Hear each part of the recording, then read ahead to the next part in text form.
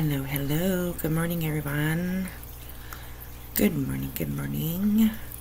Hey, Mona. Hope you're still here. Hello, hello. I'm just gonna wait for a few minutes to see if people are gonna pop on. I didn't schedule this, I only scheduled 10 minutes ago, so. So yeah, we are gonna go over the Texas versus Ronald that we were going over yesterday. Of course, our time zones are a little bit different, so we are a few hours behind on court, but that's why they have a rewind button. So we will rewind and we will go through today's proceedings. Yeah, so come in, pop on, say hello, hello. Let's, while we're waiting for a few people to pop on, we'll just chitty chat. What are you guys up to today? How is everyone? I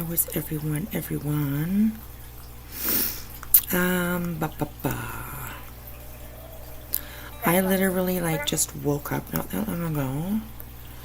So yes, it's also today is my youngest baby's birthday. My youngest baby. She's 21 today. Hey Lurker, how are you? Good to see you. Thanks for coming in and thanks for stopping by again. Appreciate that. So I hope that people can can pop in here. I mean, obviously they can pop in here. Just got back from a 5-mile walk. Wow, you've got some energy.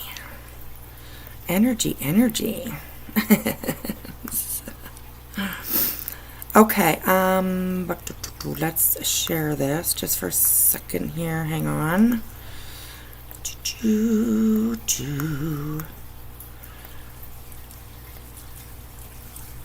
We'll start off with a cozy campfire for the first few minutes while we wait for a few more people to pop on. So yeah, what did you guys think of yesterday's proceedings? I know we talked about it a little bit, but what are your ideas here? Tomorrow's your grandson's 9th. Oh, that's so awesome. What a great age. Old enough to listen, but almost not old enough to have attitude. So yeah, my youngest baby's 21 today. Oh goodness, 21 years old. Can you imagine? Oh my goodness. I've had 3 other daughters go through reaching 21, but this is my youngest, my baby, so it's a little bittersweet. Of course, I'm so proud of her, but on the other hand, I'm like, stop growing up. I mean, please. I mean, she's already grown up. Seriously, she's 21, so. But yeah, a lot of me is like, damn. So. Okay, there's always, just give me 2 seconds here. I'm just putting my hair up in a ponytail because it keeps hanging in my face. So, okay, so we are going to go back into court this morning for this morning's procedures. Like I said, we are behind a little bit.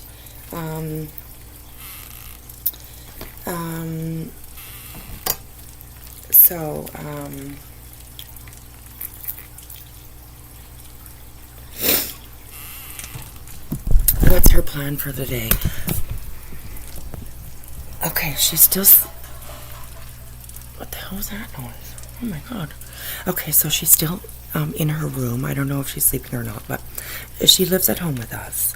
And, literally, her boyfriend that she had been with for over a year broke up with her, last week over the phone. And then he ghosted her when she was trying to, say, what's going on? What what's going... So she's not been happy the last little while. So yeah, we're gonna try and do something special for her today. And she's not a drinker. They're not like, my kids don't go to the bars, and well, two of them do. Yeah, Brandy and Jordan. They go to the bar every once in a while, but not very often. So like, yeah, they're not bar hoppers or anything like that. They don't really drink. So yeah, we're gonna have some cake for her tonight, and maybe my husband works tonight, so tomorrow we'll probably take her out for dinner or something, or order her favorite fast food or whatever, we'll do something like that. So what a rat. Yeah, I know, right?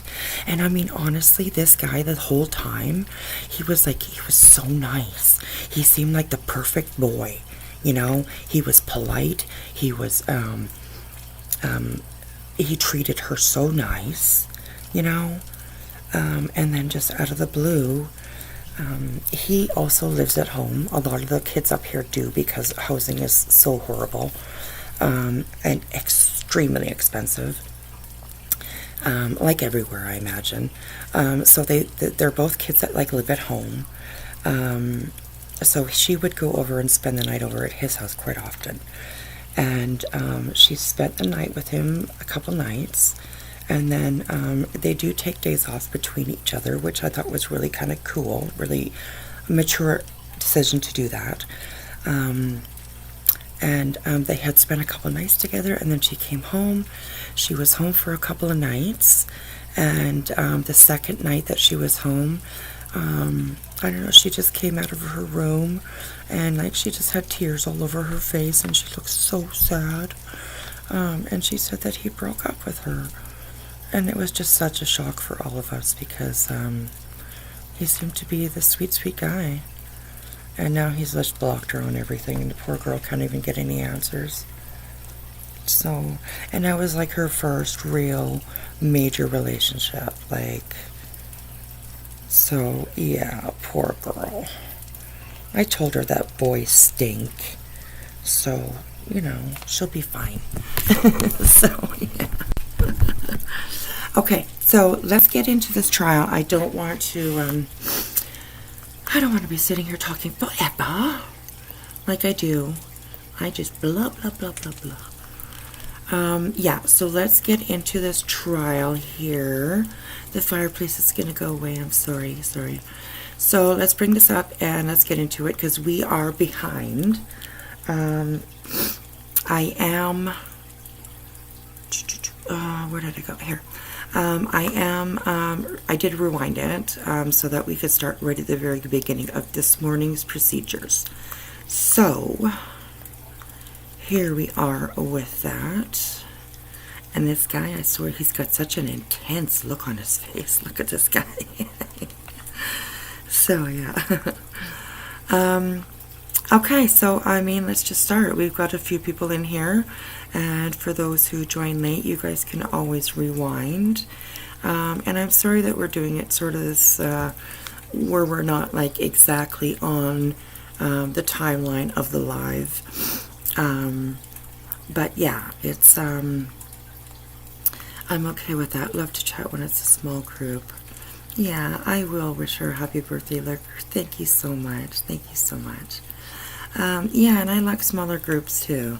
I really do. So, for me, stuff like this isn't about views, or I do this because I want to, I do this because I am myself am passionate about court cases and stuff like that. So yeah. And I know, once we're on here for a little bit, that people will pop on. Absolutely, people will pop on. So, Peas, hey honey, how are you? Oh, a stormy day today, hey? Today we are half blue sky, half cloudy. So, but it's pretty nice. It's decently nice. A little bit of wind out there, but not too bad. Not too bad. Okay, so once again, just for a little backstory, a little rewind, a little reminder. This is the court case of Texas versus a dick named Ronald, who unalived his secret girlfriend and their 20-month-old son with a sharp object in a park in Laredo, Texas, after he had lured them there. He did this, it is thought, because she served him with child support papers. And here's the kicker. That would have alerted his wife. Yes, his wife. So this is one of those scumbags that has a wife and also thinks it's okay to go out and fuck other people. So, anyways. Hey, Mad Mama. Hello, hello. I'm listening. Just finished a live, so I have to clean the kitchen, but I'm watching. Absolutely awesome. Thank you, sweetheart. Thank you, sweetheart. I'm so glad that you're here. I'm so glad that you're here. We're just continuing on from yesterday's live. So let's get into this. Let's start watching this. Here we go. Here we go. Here we go. Let me get rid of the campfire that we hear in the background, because I do not want to miss anything. Although I love the sound of a campfire, we don't want to miss anything with court here. So, okay, I am set up half and half screen.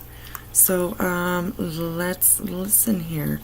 And this just kind of pops on where it is. I don't know. I've rewound it as far as it will go. And it just pops on in mid-sentence, I believe. So I haven't had a chance to watch any of it. So yeah, here we go. That is Sprint's terminology for a...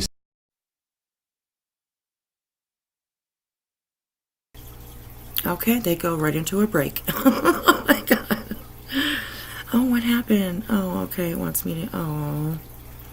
Okay, Sorry. I don't know why I did that. Okay.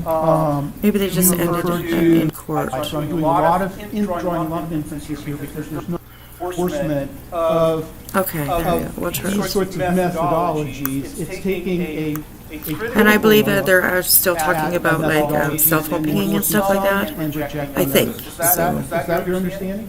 Yes. Okay, thank you. So I asked my colleagues to maybe queue up. I have a couple slides that I just they're from your report. Okay. And I think they might help the court to sort of visualize Defense computer. to visualize some of the technologies that you're speaking about. Sure. Okay? And just for the record then, as to your report, as I read it, and of course it was PowerPoint slides, so I'm doing drawing a lot of inferences here because there's not a lot of text. It's mostly visual images, right? Correct. Okay. Correct. As I understand your report, okay, thanks. I don't need it quite yet. Thank you. As I understand it, I would say you mentioned 5 different sources of telecommunications data that are referred to in your report. I want to talk about 3 of them for the purposes of this hearing, and that is the call data records, CDR. Okay. You referred to, it's called, I've got it in my PowerPoint slide, but there it is. Per call measurement data records, as I understand it, that's called timing advanced timing advance? Yes. So, and then the third is the Google location data. And they Okay. were all discussed in your direct examination. Yes. So let's start with call data. Let's start with call detail records. But actually, before I do that, I just want to get some basic principles, or question you a little bit about basic principles of how cell phones function, how they interact with cell phone towers. Sure. Okay. So I think that one of the assumptions that underlies this entire area is that when a cell phone connects with a cell phone tower, it's going to connect with the closest or nearest cell phone tower. Is that correct? That's generally the case, but not always. Okay, so one can't necessarily conclude from the location of the cell phone tower that it's even connected to a cell phone that's closest to that tower. Is that right? Right. What you can conclude is that the cell site that's in the call detail records is the cell site that the phone saw as the best signal available to it. Okay, so it's more important determinant of where the cell phone is located about the strength of the signal of the cell phone tower as opposed to the proximity of the cell phone tower to the cell phone. Is that correct? The determining factor is the strength and quality. It's a measurement of both strength and quality, but Okay. but yes. But the important point here is that the strongest signal. Yeah, I think what they're trying to point out here is that, I don't know, I get like kind of mumble-jumbled with all this gargle, this technology talk. But I think what they're trying to point out here is that it's not always the closest cell phone tower that your phone will ping off of. I think that's the point that they're trying to make here. But I could be totally wrong. I don't know. So. Will not always come from the closest cell phone for a number of reasons, correct? There are reasons that it would not, yes. Okay, and among those, I just want to go through some of these. You tell me if these are in fact reasons Okay. that affect the strength of the signal. And if I got any of them wrong, please let me know. One Sure. of them is topography, Yes, definitely. weather conditions. No. No? Okay. Height of the cell phone tower. Yes. The wattage or power of the cell phone tower. Yes. The number, height, location, and direction of the tower's antennas. I'm sorry, say that again, sir? Sorry. The number, height, location, and direction of the cell phone tower's antennas. Are you talking about the surrounding towers or the serving cell? I think the serving tower. Or both. I think it's both a function of this. Okay, I'm sorry. I'm going to object to the height portion of that. That's been asked and answered. The height does affect. He's already testified to that. Did you say height or height? I said height. And I don't Didn't you already believe- ask height? Oh, he did? Okay, I'm sorry. You asked height already. You're right. You can He next has testified to that. Next. Okay. What about physical obstruction? Asked and answered. Certainly. Okay. And then network traffic, that is the demand on a particular cell phone tower will affect the strength of the signal as well? No, sir, not at all. Not at all? Not at Okay. all. What about features of the cell phone itself, like the wattage of the cell phone, No. the bandwidth of the phone? That would not affect which tower it's going to use, no. Okay. Now, because cell phones are within multiple towers at any given time, at least in a major urban area like Laredo Mhm. or modest-sized city like this, they're constantly scanning the network for the tower with the strongest available signal, right? Strongest and best quality, yes. That means that when they connect with a particular cell phone tower, they don't stay with that tower. They can be passed to another cell phone tower that might be further away. Is that correct? Yes, but if I can explain a little bit. Sure, please. So your phone is constantly, like you said, is constantly measuring the cellular environment. It's taking the measurements that it's receiving from all the signals from the towers and it's ranking them. The one on top is this what's known as the serving cell. That's the cell site that your phone is going to camp on in case it wants to use network resources like making a phone call or sending a text message or checking Facebook. Once you push send to make a phone call, your phone is going to reach out to that serving cell that it's camped on to request network resources. Once that happens, once that initial handshake is made, then the network takes over, and yes, it can redirect to a separate cell site. But the network, the cell site that you see in the CDR is the initial cell site, which is the one the phone chose. Okay, but that, and I appreciate that explanation, but the initial cell site that is reflected in the records is not necessarily a cell phone tower that is most proximate to the cell phone itself, correct? Usually it is, but no, it is not always. Right. Okay. I want to talk about, because you testified on direct, and the state has indicated that it intends to use this technology to try to prove that the cell phone was mobile as opposed to stationary, okay?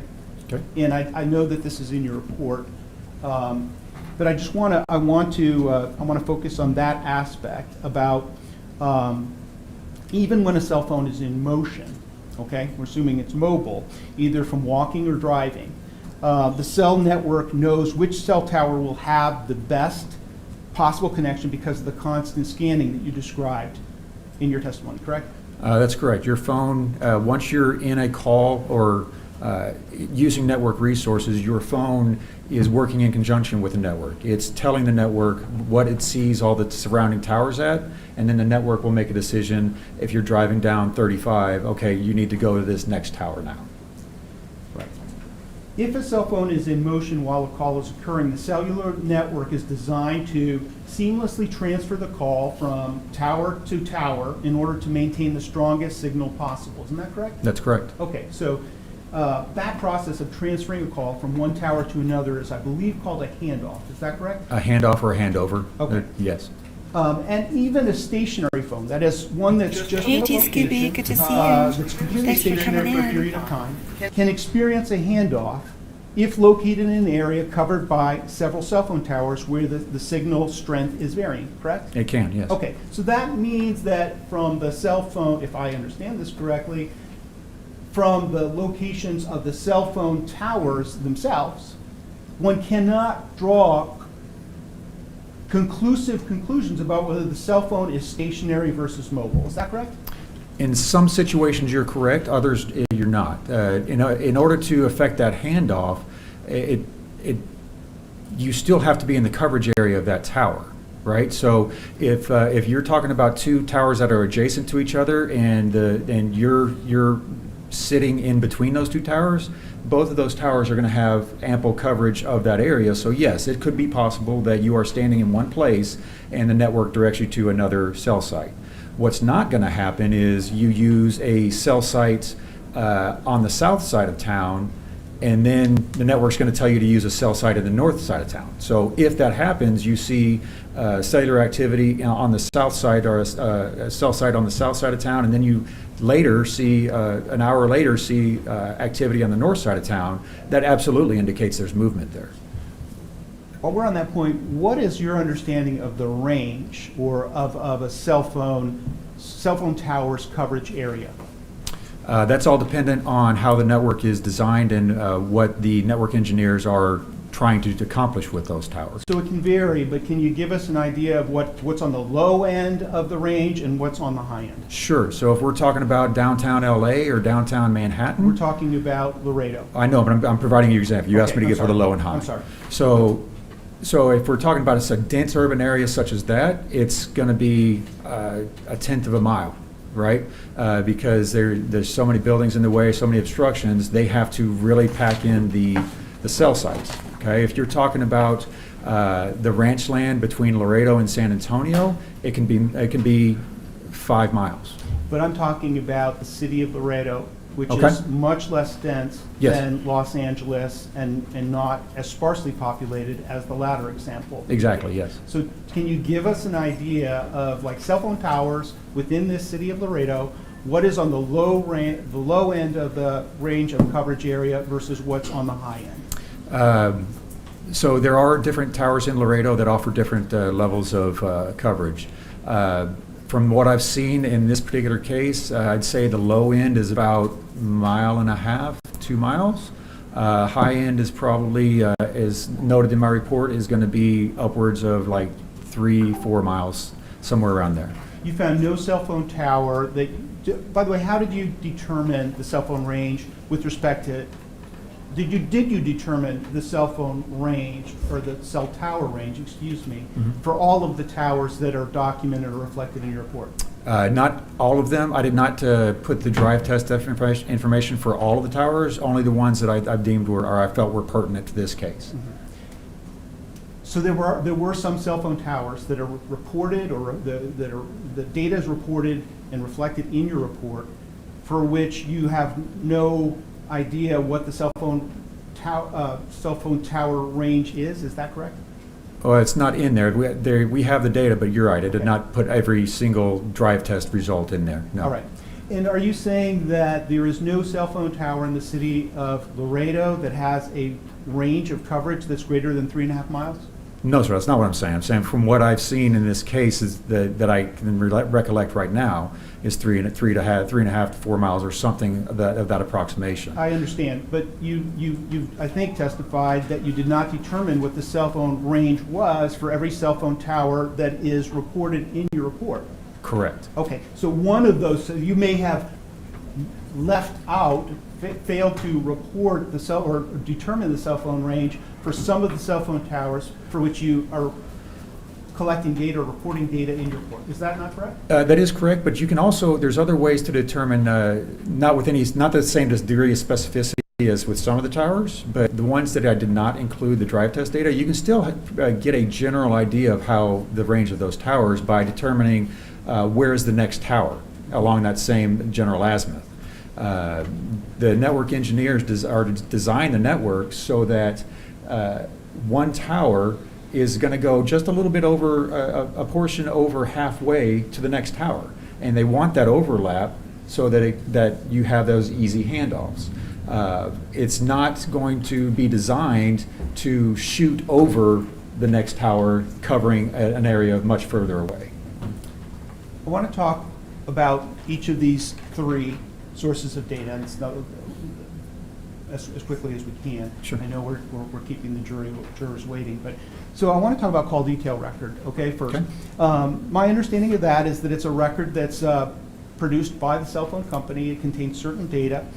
It does not contain the location of the cell phone itself, does it? No. Okay.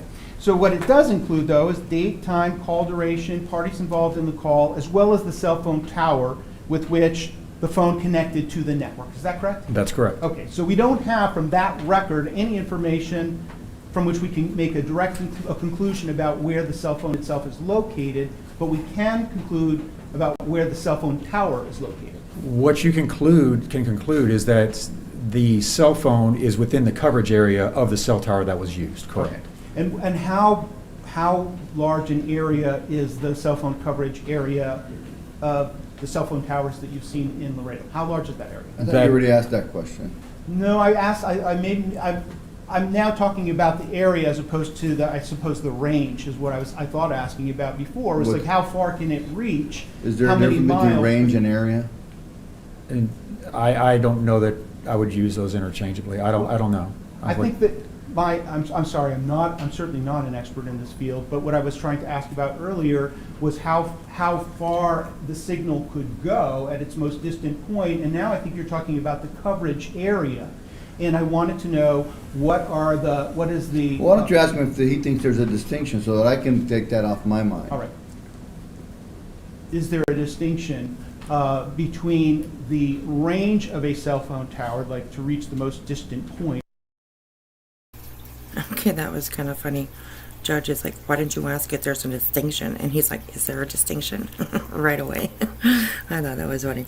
Okay, I am actually going to fast forward through some of this because it's just all like technical garble. And I think we kind of understand. I don't want to go too ahead. I don't know. I didn't watch this morning. I didn't even look at it. So let's just move forward just a little bit because... yeah, this technical stuff is kind of boring. Of course, it's necessary. And this today might be all about the technical stuff. Okay, he's off the stand, it looks like now, so yes.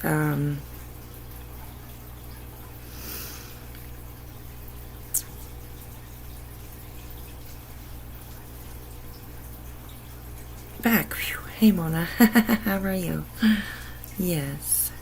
Okay, so let's. I just went forward just a little bit because all this cell phone technology is just. I think we kind of all understand that, and we don't need to listen to it. So, okay, let's start here and see where they're at. Now, in retrospect, come after lunch as opposed to now.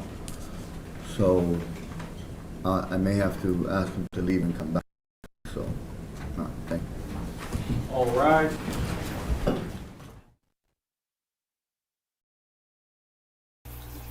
Okay, that's great. We fast forwarded right to lunchtime.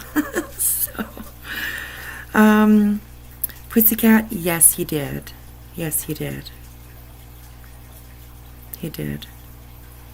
Isn't that horrible? Can you imagine? Okay, so let's go a little bit further. Da, da, da.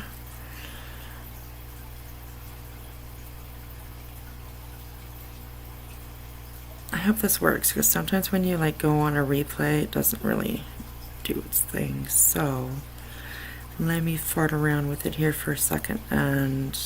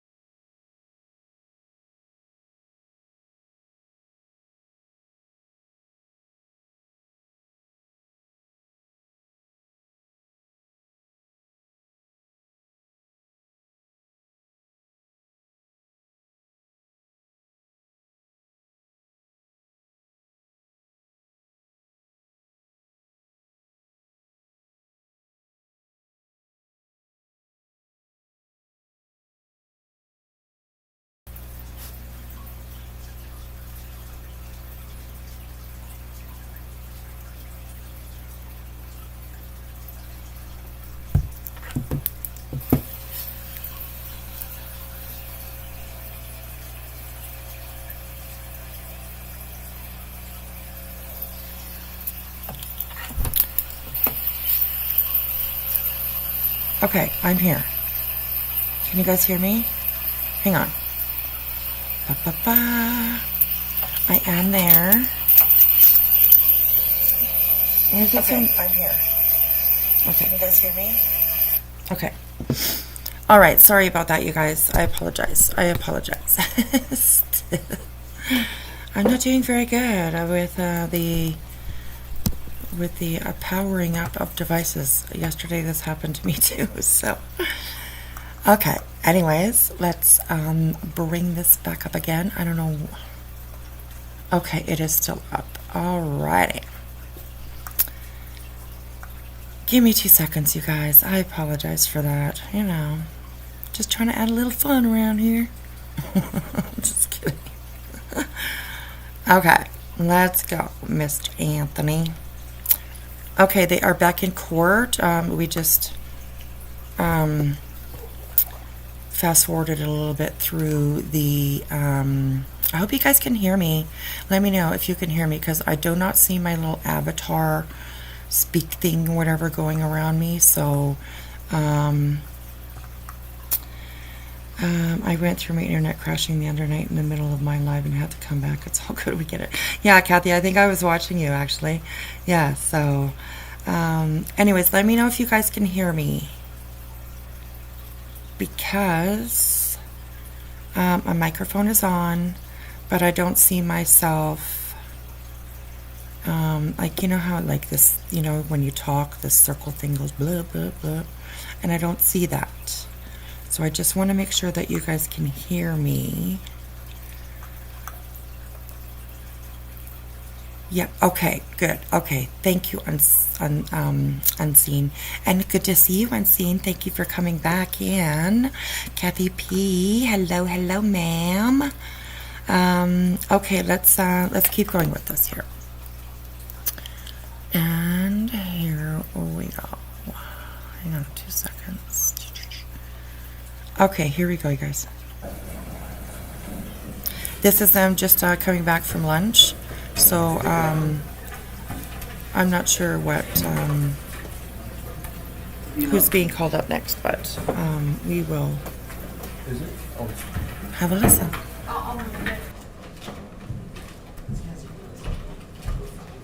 You can do the handoff. I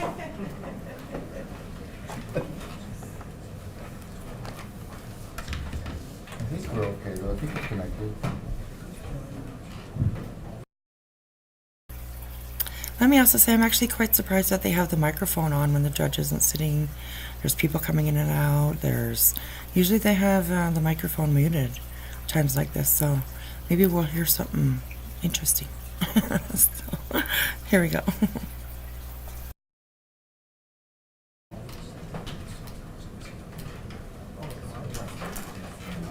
Where is it? There it is. Link removed. Oh, it was already.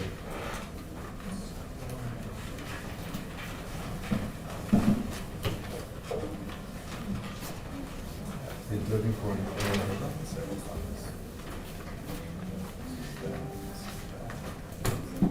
Link. Okay.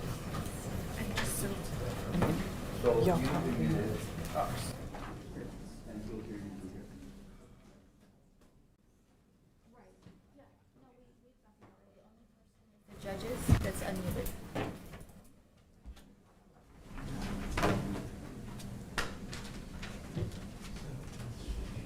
Mr. Shank, can you hear us? We can't hear you though. Can you say something? Okay. Test, 1, 2, 3, anything? I see what they're doing here. They must be setting up for a testimony done via Zoom or something like that. So I think that's what they're doing right now. Nope, we can't hear you. You need to work on your audio. So on your audio link, no, now you're muted. Now you muted yourself. I think we're using that mic. Huh? Was it me? No, wait, give me a second. Hold on a second. Don't move anything. I think it maybe I did something. No? Say it again, Mr. Shank? 1, 2, 3. There you go. It was me. Okay, we're gonna. Alright. Get close to the device so we can get you good. Hmm? Yeah, put it on defense counsel, please. Oh, it's not coming in? Oh. And I just thought about it actually for a second. I'm also streaming over on Twitter. So, yeah, if you guys are hanging out over on Twitter, then make sure you give me a like or something. Anyways, sorry. Are you connected to the defense tape? Yeah. It's not connected yet.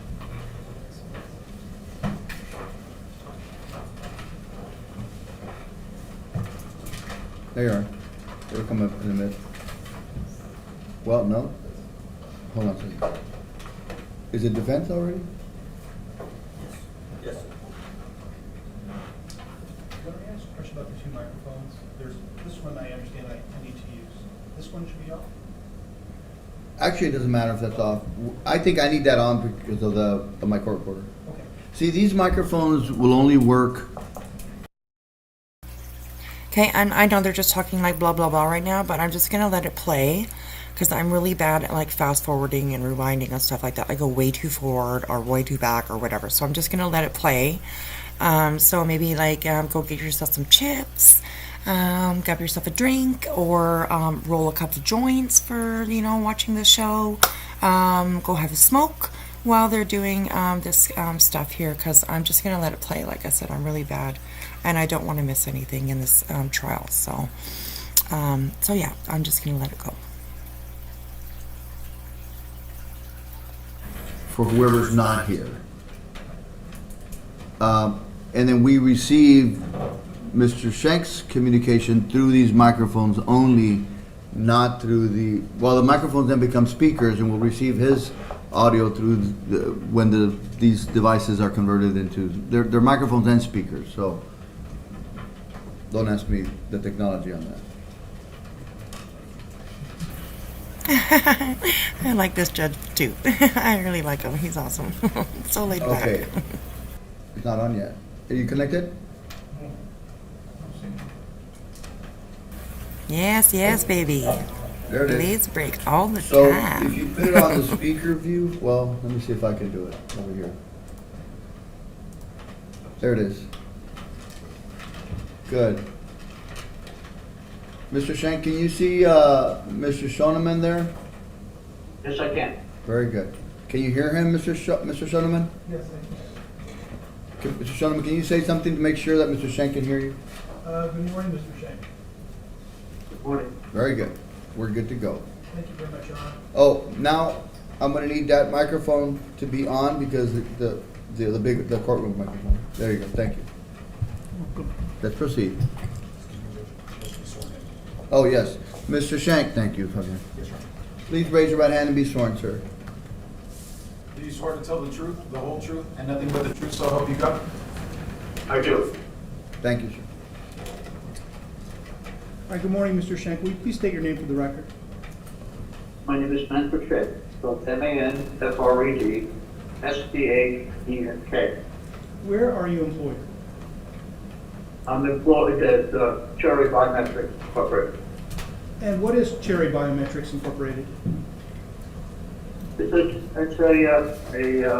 technology company which operates in the area of biometrics and cell tower technology. What is your position at Cherry Biometrics? I'm the chief technical advisor. And how long have you been employed there? We started business, in this particular technology area in 2009. And what is your educational background? I have a associate degree in engineering, a bachelor's degree in mathematics, a master's degree in mathematics.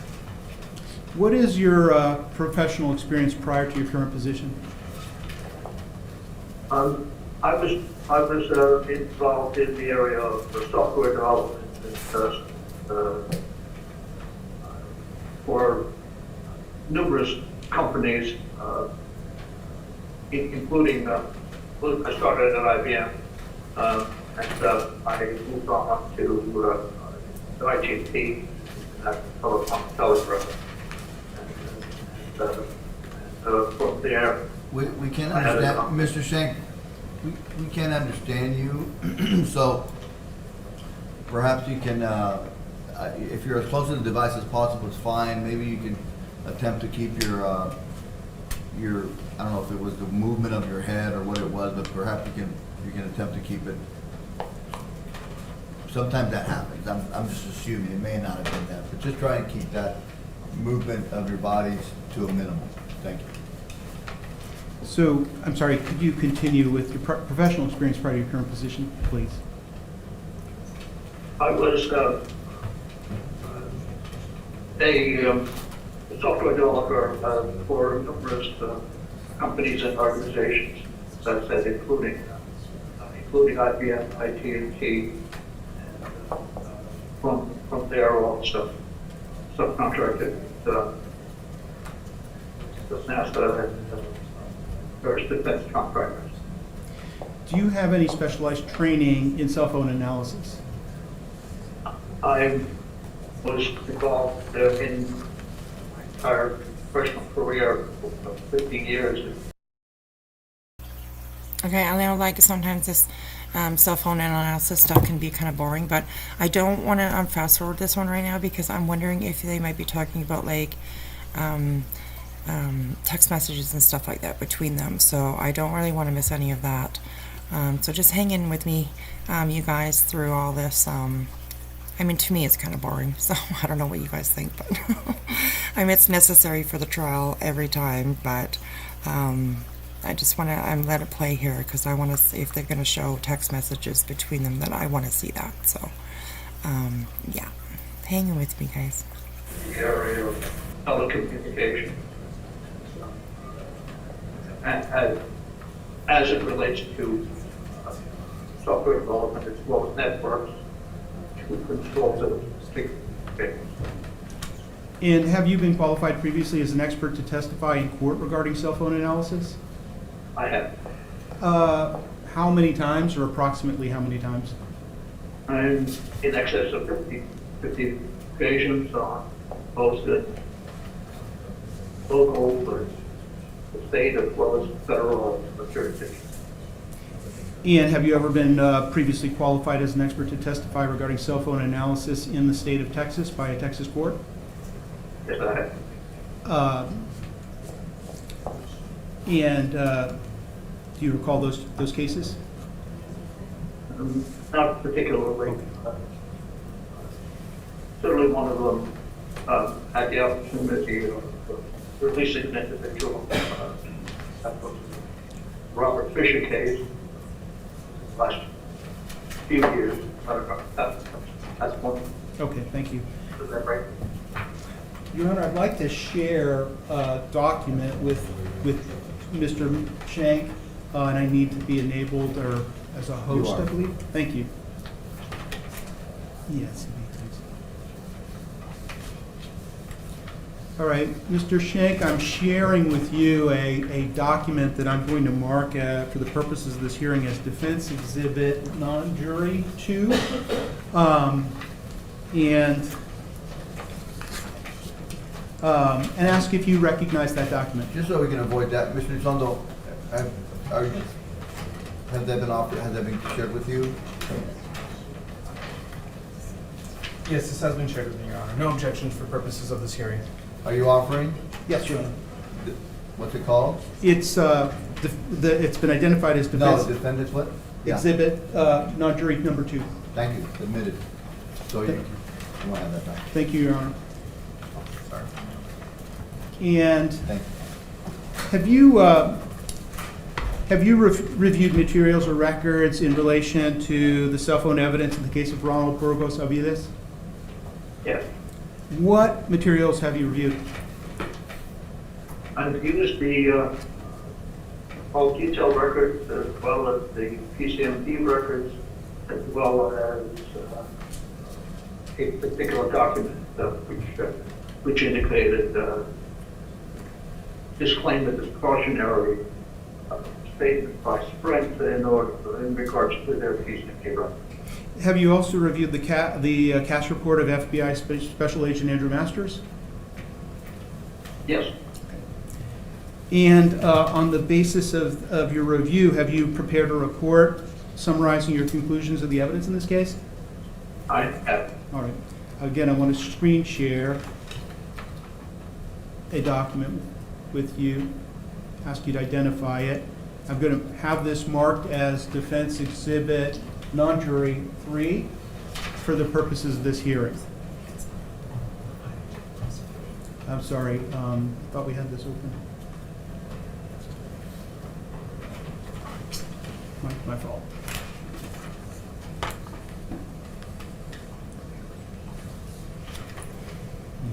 No, it's okay. This one. All right, thank you very much.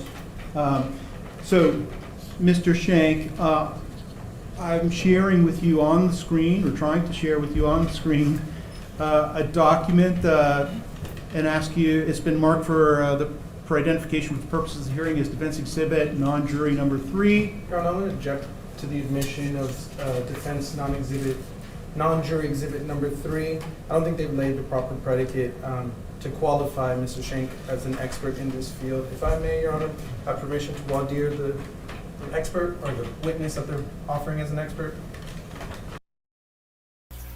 I just want to say, I like that guy. You see his little bow tie? Oh, he's so cute. You don't see that very often anymore when guys are wearing bow ties. So cute. Anyways, that's a nerd in me. So, yeah. Just had to point it out. On the issue of, Yes, Your Honor, I don't believe they've laid down any foundation to establish that he has any knowledge in what he's about to testify pursuant to his report. go ahead. Thank you, Your Honor. You're not on, are you on? I'm about to join. We told us to stop sharing the screen now. I am going to take this one. You want to stop sharing? Would you like us to, or should we do that? We could, Your Honor. For now.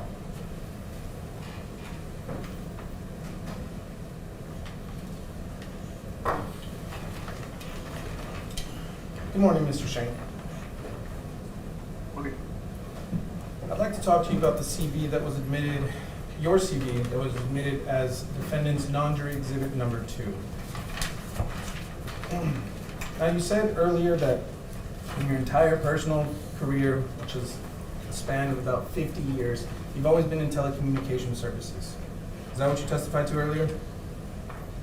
It's that in other areas, but certainly lots of telecommunications,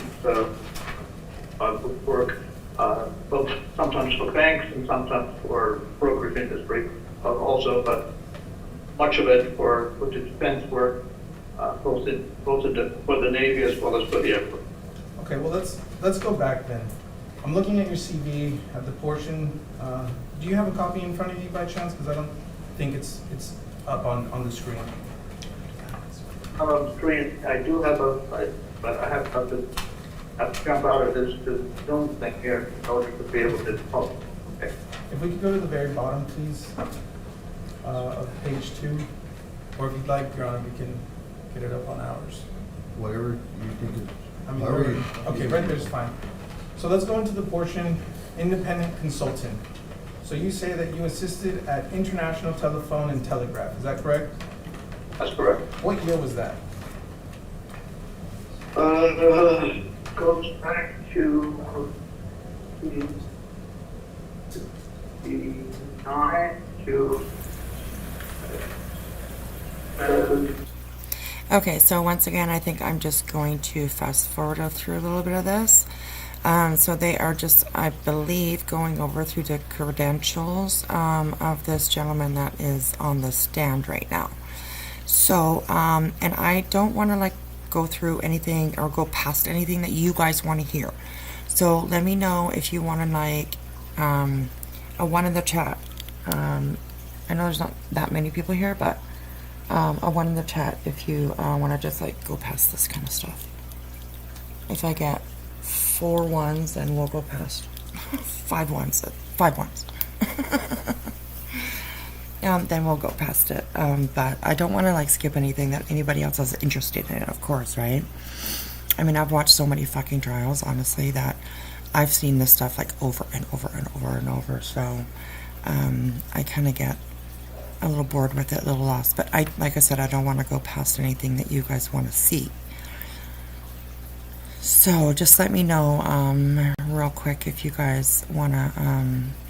And there is a delay. Keep that in mind. I have noticed that there is a delay with Restream. So I'm not sure why, but there usually is a bit of a delay. So yeah. So let me know. Blow dry my hair so I can't hear for a bit. I'm a blow dryer too. I have to blow dry my hair, otherwise it just dries all fucking wonky and shit. Which is really weird. But anyways, good morning, sweetheart. Good morning. So, yeah, should we just go a little bit past this stuff here because it's kind of boring, to be all honest. So. And I'm good, like, you know, I will watch it if you guys want to, so. I think this is what the jury, this is without the jury. Yeah, that's what I was thinking here too, like, that's what I was thinking too, so. Okay, let's bounce around here a little bit and see what we can, see what's going on.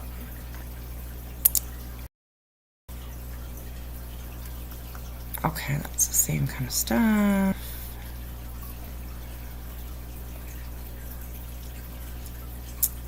Let's go just a little bit. Okay, they might be talking the same stuff, but I'm not sure. Let's check though, because I don't want to miss anything. He has any experience testifying for the defense, yet the court heard from him, notwithstanding the fact that his educational background was in business and accounting. What we're offering the court here is an engineer with 50 years of relevant experience, and I think there's... I want to make sure that we understand what we're doing here. The expert that you're putting on right now is for purposes of striking your expert. That is correct, Your Honor. You're not moving to strike that expert in case that expert testifies, if they decide to put that expert on during their case in chief. We'll deal with that issue at that point. This is merely being used to knock out your expert, per se. Correct, Your Honor, but we are going to elicit testimony from a expert that they're proffering to give his expert opinion as to why he believes Special Agent Masters' report is incorrect. And I think I've shown enough to the court to justify my position that... Okay, yeah, so they're just having a pissing match right now, pretty much, is what they're doing, right? My dad can beat up your dad. And, yeah. So, that's basically what that is. Okay, they're still talking about that. I mean, I hope all date's not all about this. I haven't really watched, so let's, I think I'm going a little bit too fast forward here. We gotta wait for it to, like, load up, and then we'll see where we are with it.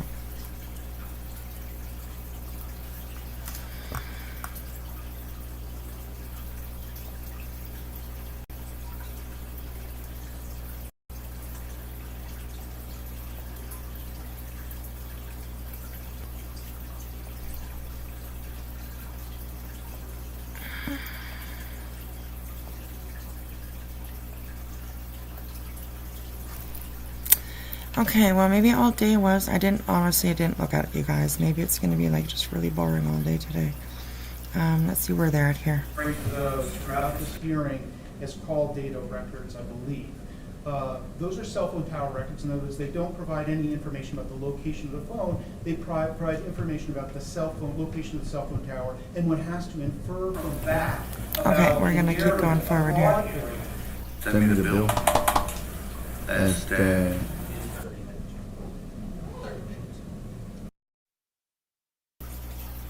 Okay, then they go for lunch. Or they conclude for the day, maybe, I'm not sure. Wow, I hope there's some testimony today other than just cell phone stuff and technical stuff, because that would be really boring, huh? Got you guys all here for nothing.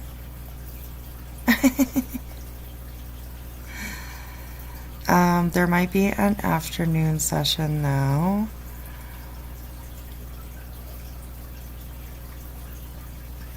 Well, it looks like... Oh, there we go. So, sorry, guys.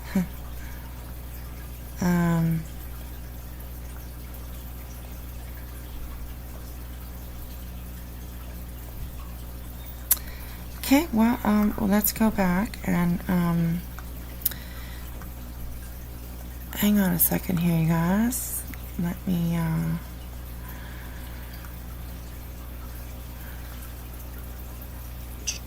just give me a second and let me go back. And let me check if there's like an afternoon session that happened today.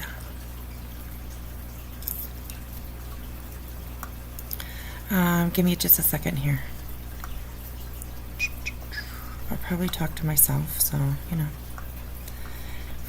Okay, let's see if they are back in court or if they were done for the day.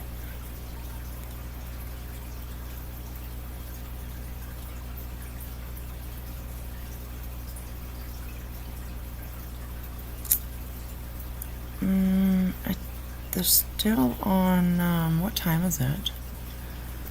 It's like 12, 1, 1 to 2. I don't know, they might be on a big long break.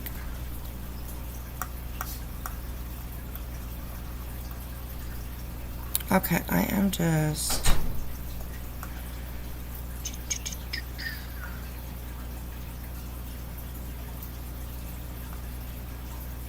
I'm just looking through these videos here, you guys, so just give me a second here. It could be just that they just did all technology talk today, so...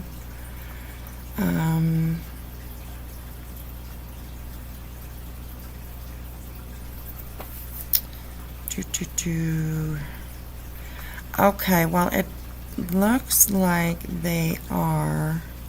Let's listen to this for a second here. I hope you guys can hear this. An FBI special agent can testify on cell phone data collected from the phones of Burgos-Aviles and victims Grizelda Hernandez and their love child, Dominic, little baby Dominic, stabbed to death alongside his mother. Now, prosecutors believe that Burgos-Aviles was spiraling out of control at the time that these two were murdered. And they say it's because of an ongoing child support battle that he had with them, that they were kept a secret and that he didn't want to pay to support little Dominic. He was married with kids. He was married to another Border Patrol agent and has 2 children with her. And just a month before Grizelda Hernandez and baby Dominic were murdered, they served Burgos-Aviles with child support papers. So we're talking... Okay, so what we're hearing here, I'm going to back it up. I'm sorry, I just realized my microphone was on, so I hope there wasn't an echo. It probably does. Yeah, I think they're probably out for lunch as well. And I mean, when they come back, they might be talking about the same cell phone technology garble as well. But because it's quite early in the day, like Texas is 2 hours ahead of me. So, and it's only noon here, so it's only 2 o'clock in the afternoon there. So yeah, we'll wait for a little bit. So what we're listening to, I can bring it up for you guys. I can bring it up for you. Hang on. It is just a recap from Court TV. So,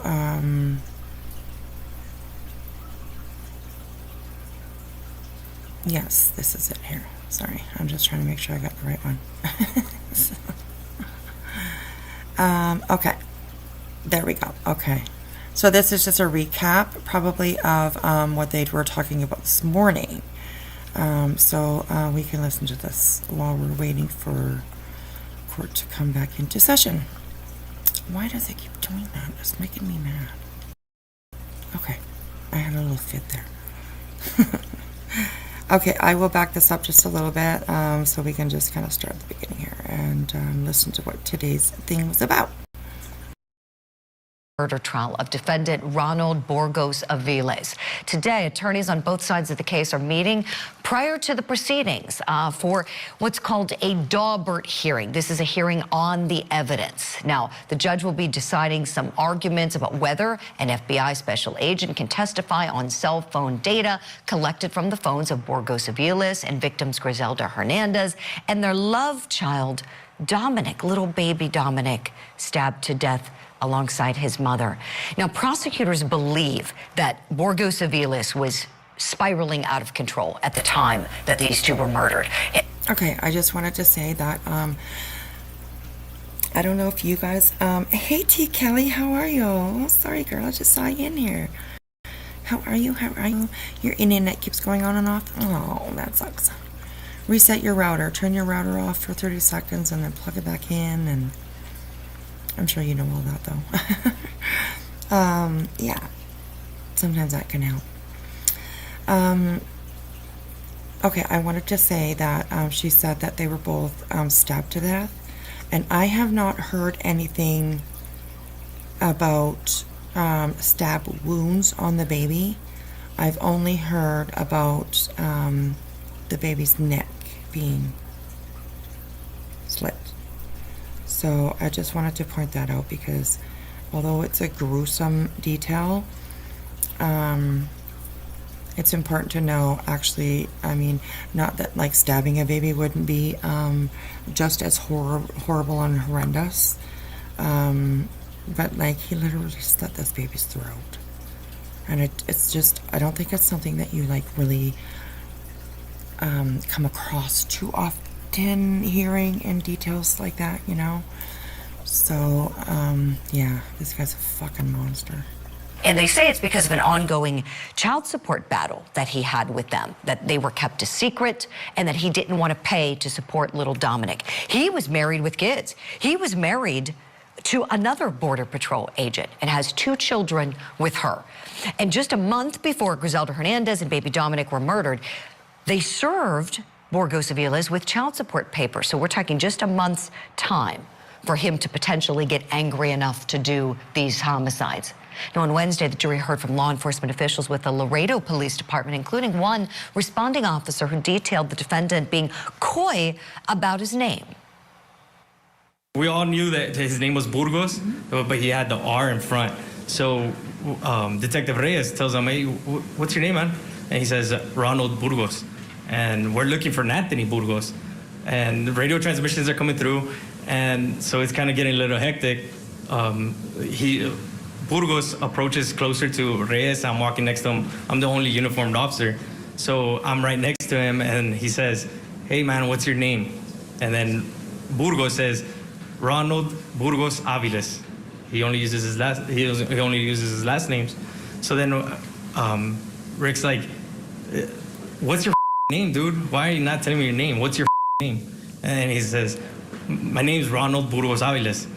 And he says, you're not telling me your name. Do you have an ID or something? And he's like, no, I don't have an ID. Why on earth wouldn't he want to say his name? Let's talk about it. Let me bring in my guest. He is a practicing criminal defense attorney, a death penalty certified in the state of Ohio, and a trial advocacy professor as well. Don Malarsic on the show. We're so glad we got you out of trial, Don, to get you back on Court TV. You're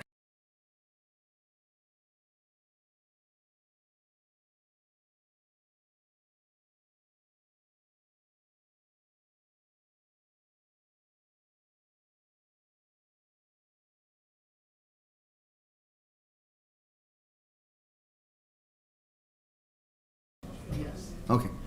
It was very difficult for the court reporter to understand a lot of the stuff he was saying. We could hear him, that wasn't the problem, it was just the muffledness of his voice.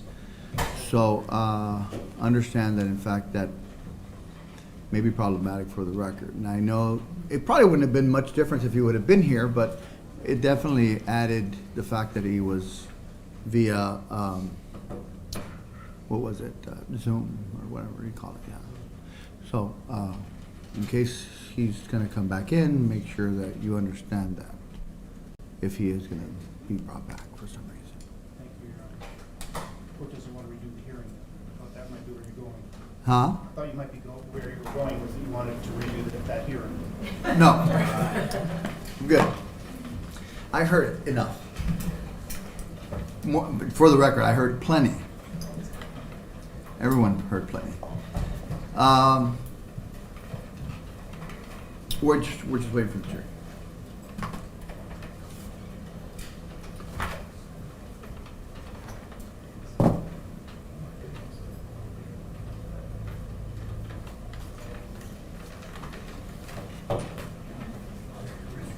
One more.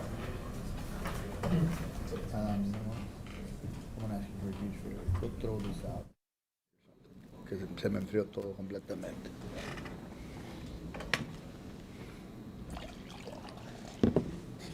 When it's in a ceramic cup, it goes cold really quick. That's why I leave them in a foam cup, because I don't drink it real fast. I used to have a hot plate.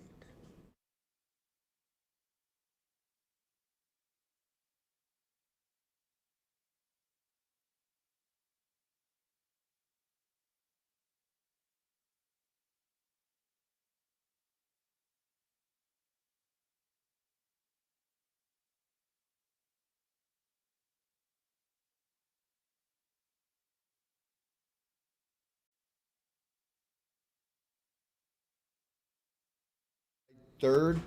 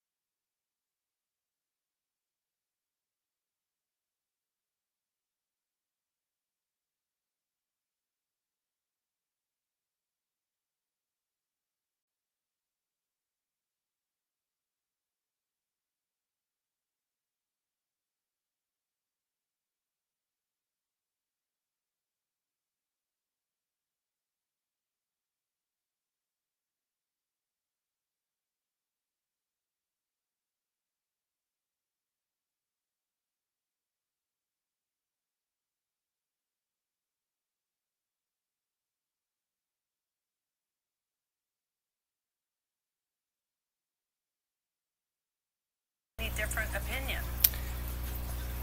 Okay, I was going to say that while they're backed up or waiting up in court for Texas versus Ronald, sound is on now. I'm sorry.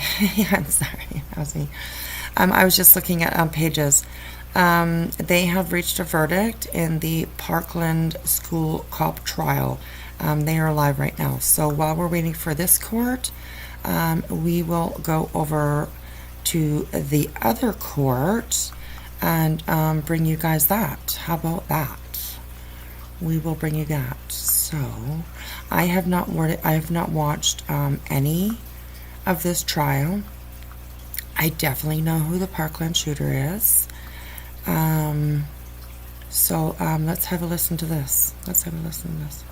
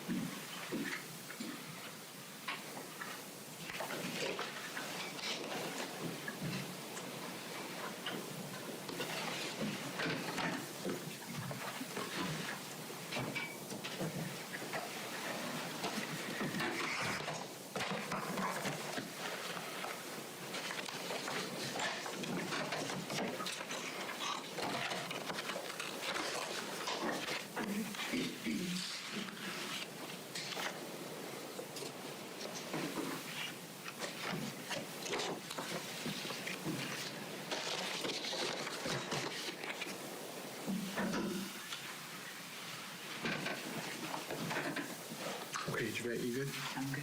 Okay. Okay, I'm going to go back on the record. This is State versus Scott Peterson, 197166 CF10A. I have Ms. Gomes, Mr. Killer, and Mr. Klinger present for the state. I have Mr. Iglarsh present with Mr. Peterson, who likewise is present. We are outside the presence of the jury. It's my understanding the jury is buzzed that they have reached verdicts. It would be my intention to have the court deputy retrieve the jury. If in fact they have reached verdicts, I'm going to ask him to ask the foreperson to take those verdict forms and fold them in half. I'm going to have the jury return to the courtroom. I'm going to ask them if they've reached verdicts, and if so, if the foreperson can please, again, take those verdict forms, fold them in half, and give them to the court deputy, who will then give them to me. I will then review the verdict forms. If they are complete, I will publish the verdicts. After that, I will read 4.2, instructions upon discharge of jury. I'm then going to dismiss the jurors with my great thanks for their time, effort, and energy. I have certificates and letters, and I'm going to give to each of them.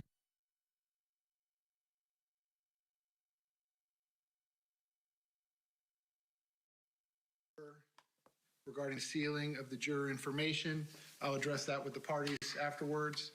And then once the jury has been discharged, I'll proceed further depending on the outcome. State, any objection to proceeding in that manner or any other request that you have? No, Your Honor. Defense, any objection to proceeding in that manner or any other request that you have? No, Your Honor.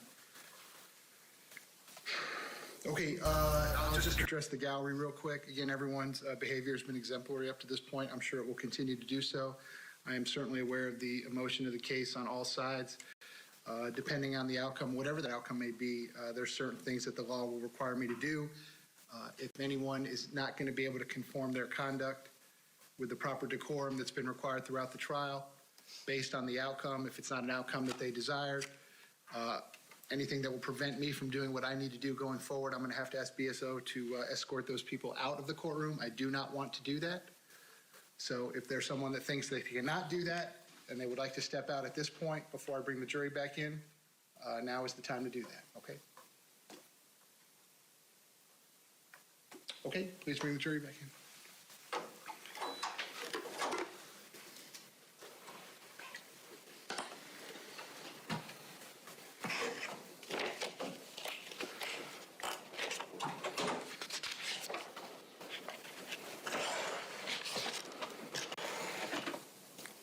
Hey, Commander. Welcome, Commander. Hello, hello. T. Kelly, I'm glad you have sound now. I'm sorry. I was muted for a little bit there, so you were right by putting in Boston. That's the original. Copies underneath. Can you stamp the copy? The Great Seal of the State of Florida. We are Showing you that because we were waiting for the jury to come into the courtroom. We just heard I hope it's not echoing too bad. Unseen Thinker, I'm really not quite sure. I'm really not quite sure. I haven't watched this trial, but I know it's been kind of big, so I wanted to bring the verdict when I saw that it was in. So. If you can't handle whatever the verdict might be, go ahead and exit the courtroom before the jury comes in. After he finished those remarks to everyone in the gallery, he then called for the jury. They will be entering the courtroom. He then explained that he will look at the form to ensure it's in its proper form to see what that verdict is. If the jury confirms they have a verdict, and it is our understanding that they do have a verdict in Florida versus Scott Peterson.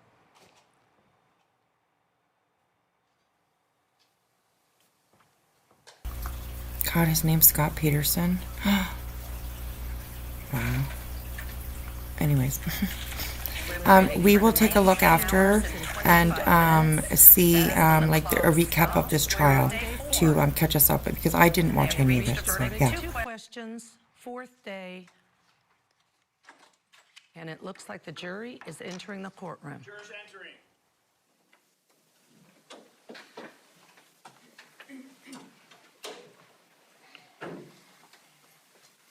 Ladies and gentlemen, welcome back. Come on in.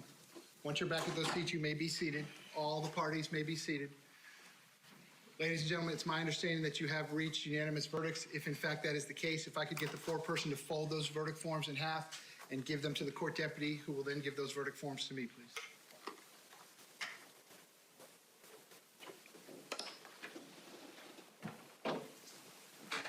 Thank you.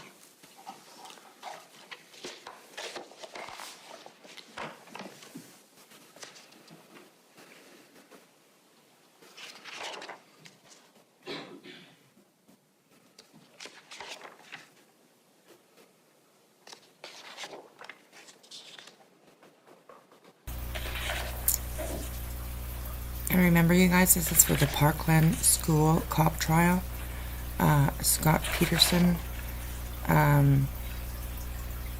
Pease has mentioned that he didn't enter the school while the shooter was in there. So he's been charged something to do with that.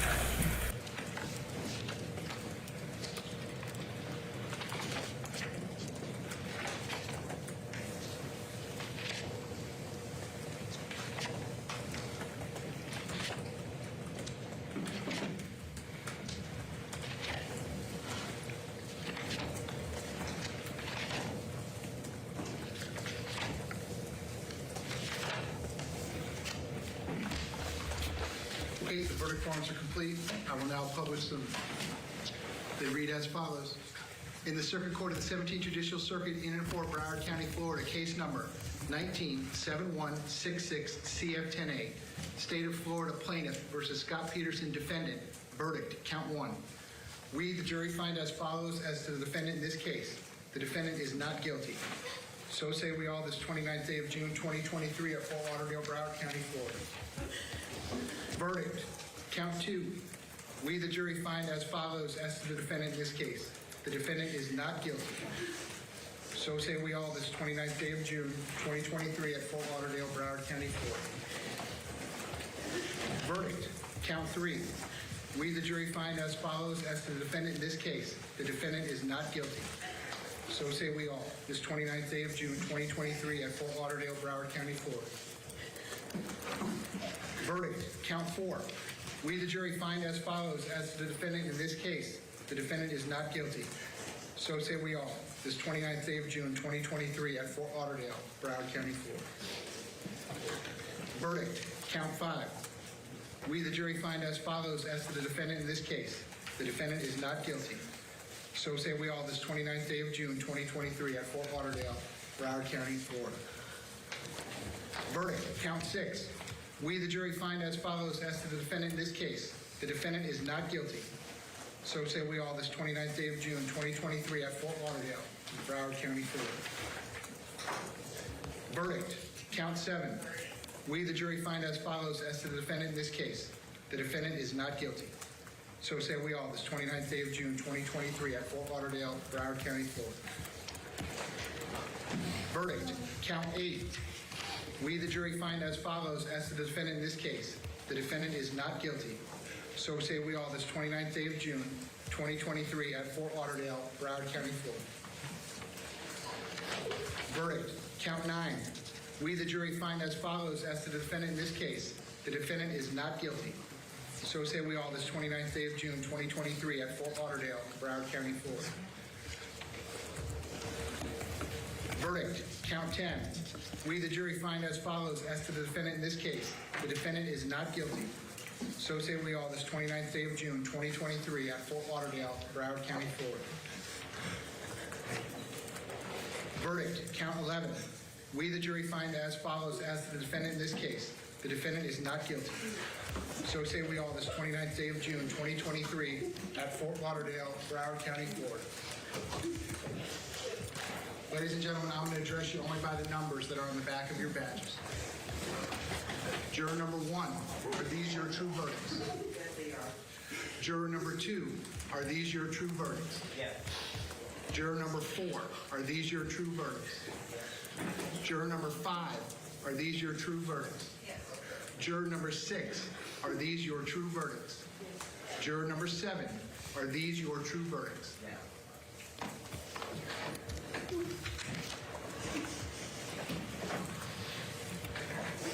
Ladies and gentlemen, I wish to thank you for your time and consideration of this case. I also wish to advise you of some very special. All right, there we go. Not guilty on all charges. So each charge was attached to, I believe, a death, obviously, during that shooting. An injury, a death. I'm not sure if they're deaths. Let me rephrase that. I'm not sure if they're all deaths. but injuries probably of students or people, faculty that were in between that. So I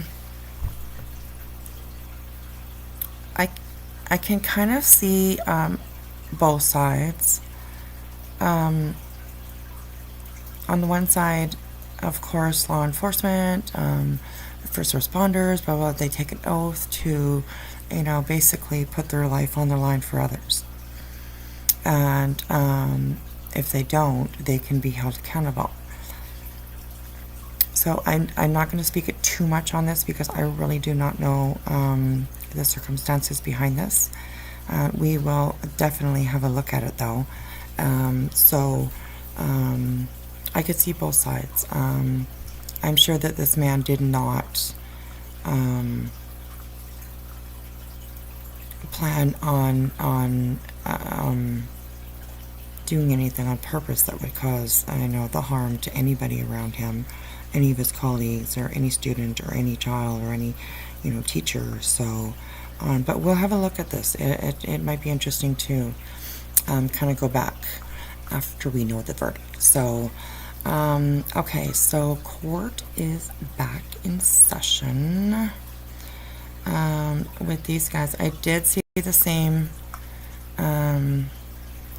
cell phone tower guy on the stand, but we'll see what they're talking about. Let's have a listen here.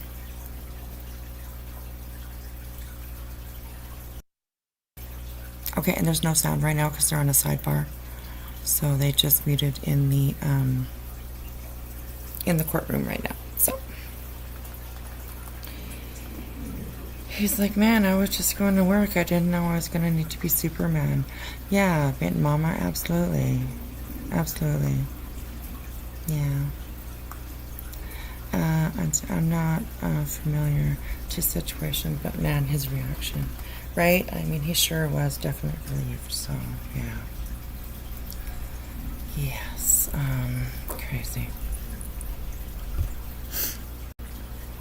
And he's an older gentleman, too, so he definitely has family. He probably has a wife, kids, perhaps grandkids,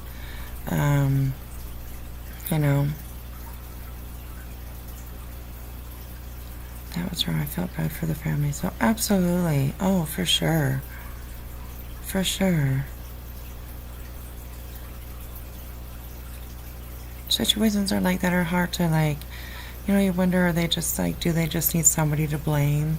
Do they need to, you know what I mean? Do they just need, do they just need somebody to blame? Somebody to be angry at? Someone to pay. So yeah.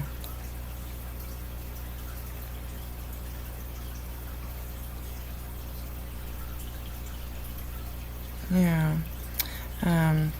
Or do they genuinely believe that this guy just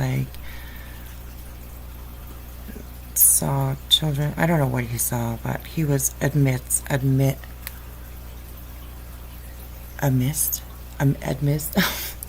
amongst, let's say that. He was amongst the tragedy of this happening. So, I really, do they really believe that he just sat there, eating his lunch while this, you know what I mean? That type of thing. I'm sure he was, scared. I'm sure he was panicked, shocked, whatever. I mean, nobody knows what they would do in a situation like that unless you're in that situation, right? And I mean, it's just, yeah, so lifelong trauma, yeah, for everybody, right? The families, the ones who were injured, the teachers that were there trying to protect the kids that were there.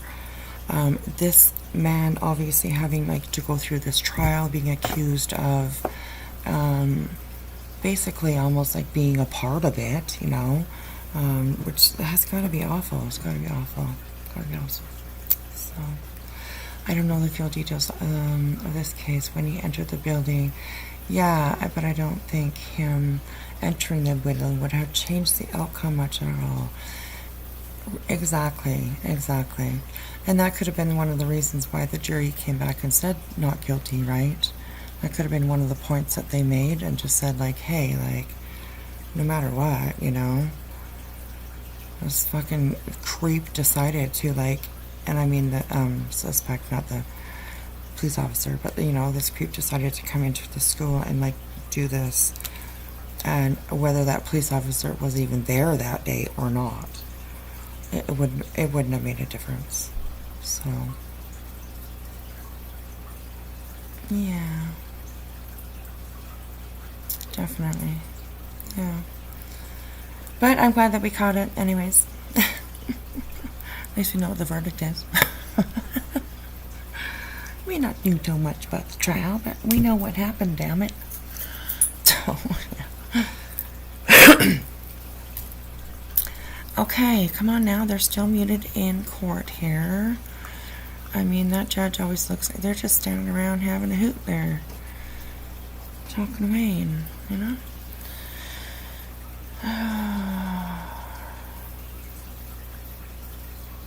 But anyways, I hope everybody here that's here is having a great day. See, there's 12 of us here, which is awesome. I love hanging out with you guys. Any amount of you. I love hanging out with you guys. So yes, come on in and say hello. Pull up a stump. We are just sitting around the fire watching court TV. If they'll be quiet and get back to court. Oh, come on. Yes, Mitten Mama. Absolutely. I'm paying my bills while listening. There you go. Get it. Commander's paying her bills, girl. Yes, you are. I believe cops are also trained not to enter dangerous situations alone until they always have a backup. Yeah, absolutely, Stargazer. That's definitely it, yeah. Right, Mitten Mama, Commander? Get it, bitch. Get it. I've got notebooks and post-notes. Don't make fun of me. Commander, you're so funny. Nothing wrong with being organized. Gee, girl, never apologize. Never apologize. Yes.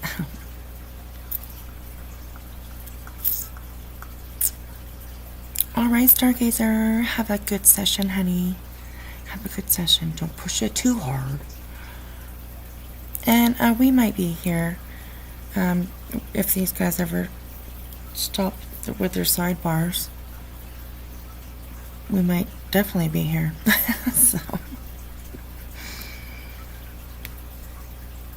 but yeah, have a good session, hun. We might see you after.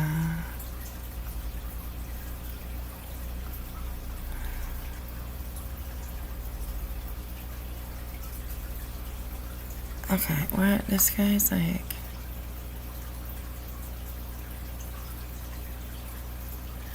The judge kind of reminds me of like my cousin Vinny, the you know, maybe not the character of like, you know, but like just the guy who played Vinny. Danny DeVito, isn't that who that was? Kind of reminds me of that.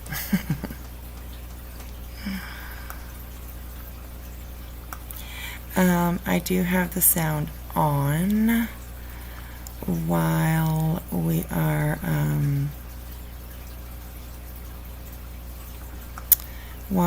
waiting, so it will pop on as soon as they're back. It will pop on. So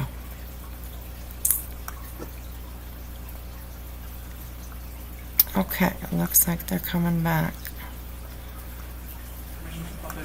Okay, here we go, guys. Permission to publish the state's demonstrative. Yes. And also, Your Honor, permission to publish what's already been admitted as State's Exhibit 103. Yes. Are you gonna need him to come down? No, Your Honor.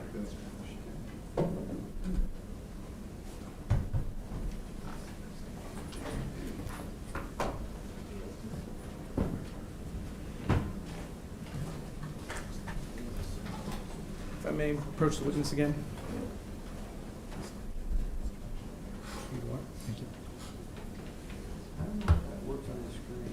It'll work on the computer.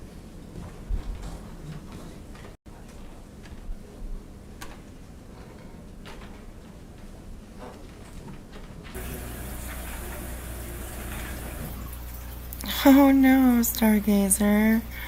Oh, maybe they can push you in now and you can have it done an hour early. Hey? Tell them to get you in now, damn it.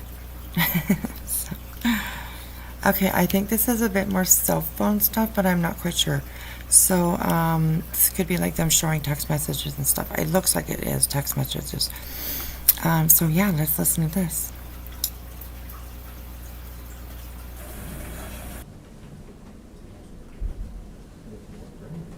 Is it switched already to state? Yes, Your Honor, I believe it's. There's nothing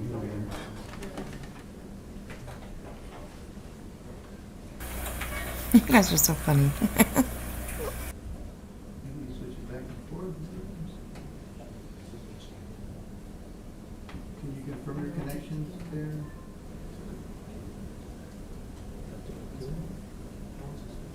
Wiggle it, some.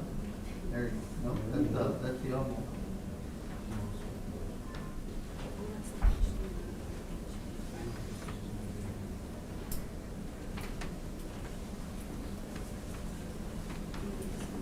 Follow the cable around there, see if everything's connected right.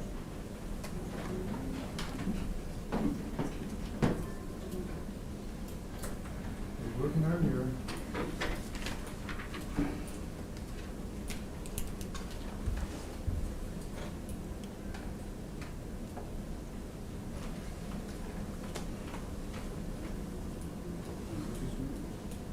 We used it this morning, we used that one for sure.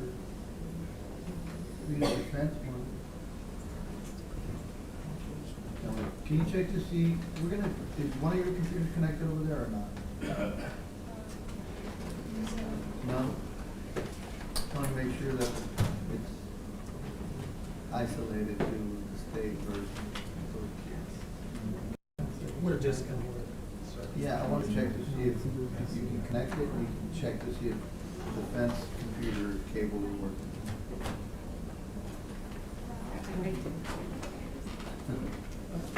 Plug out this end to see if it Huh? Or plug in. I think it might be working now. I'm just testing it. Which one do you have? State. Leave it there for a second.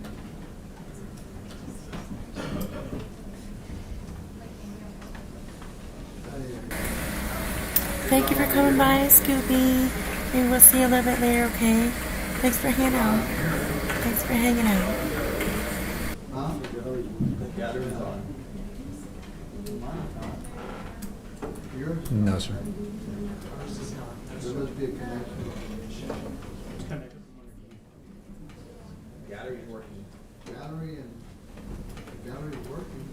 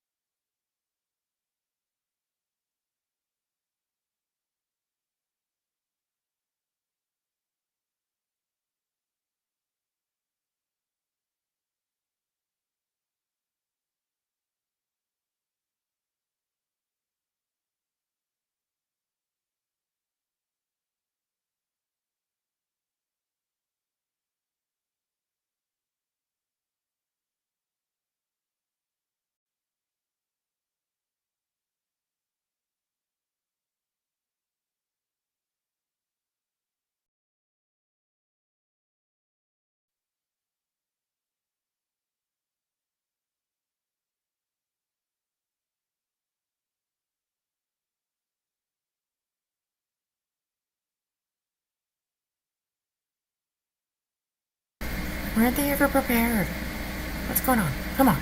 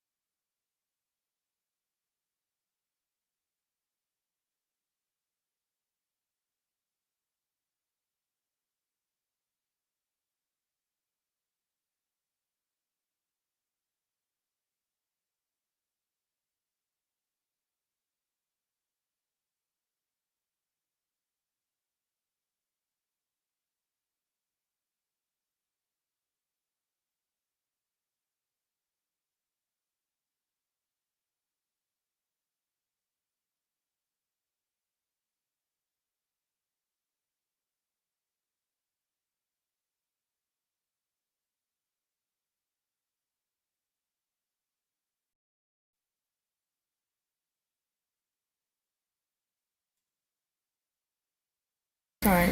Sorry, I just wanted to make sure the noise was on, so yeah. It is. Courtroom's just muted, obviously, so.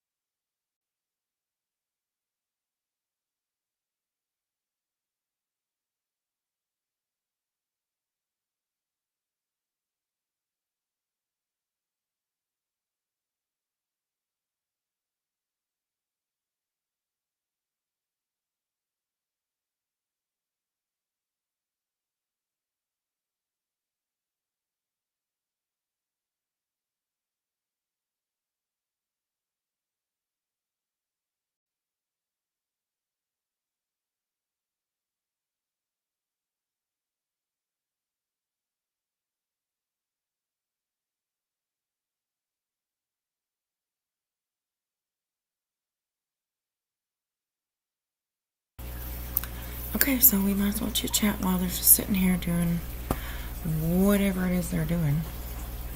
Why are they even back in court if they are just like sitting there quiet? And of course it's live, so I can't fast forward.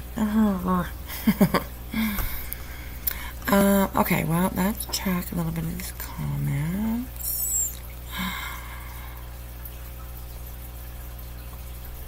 Sausage pot pie. Oh, that sounds so yummy.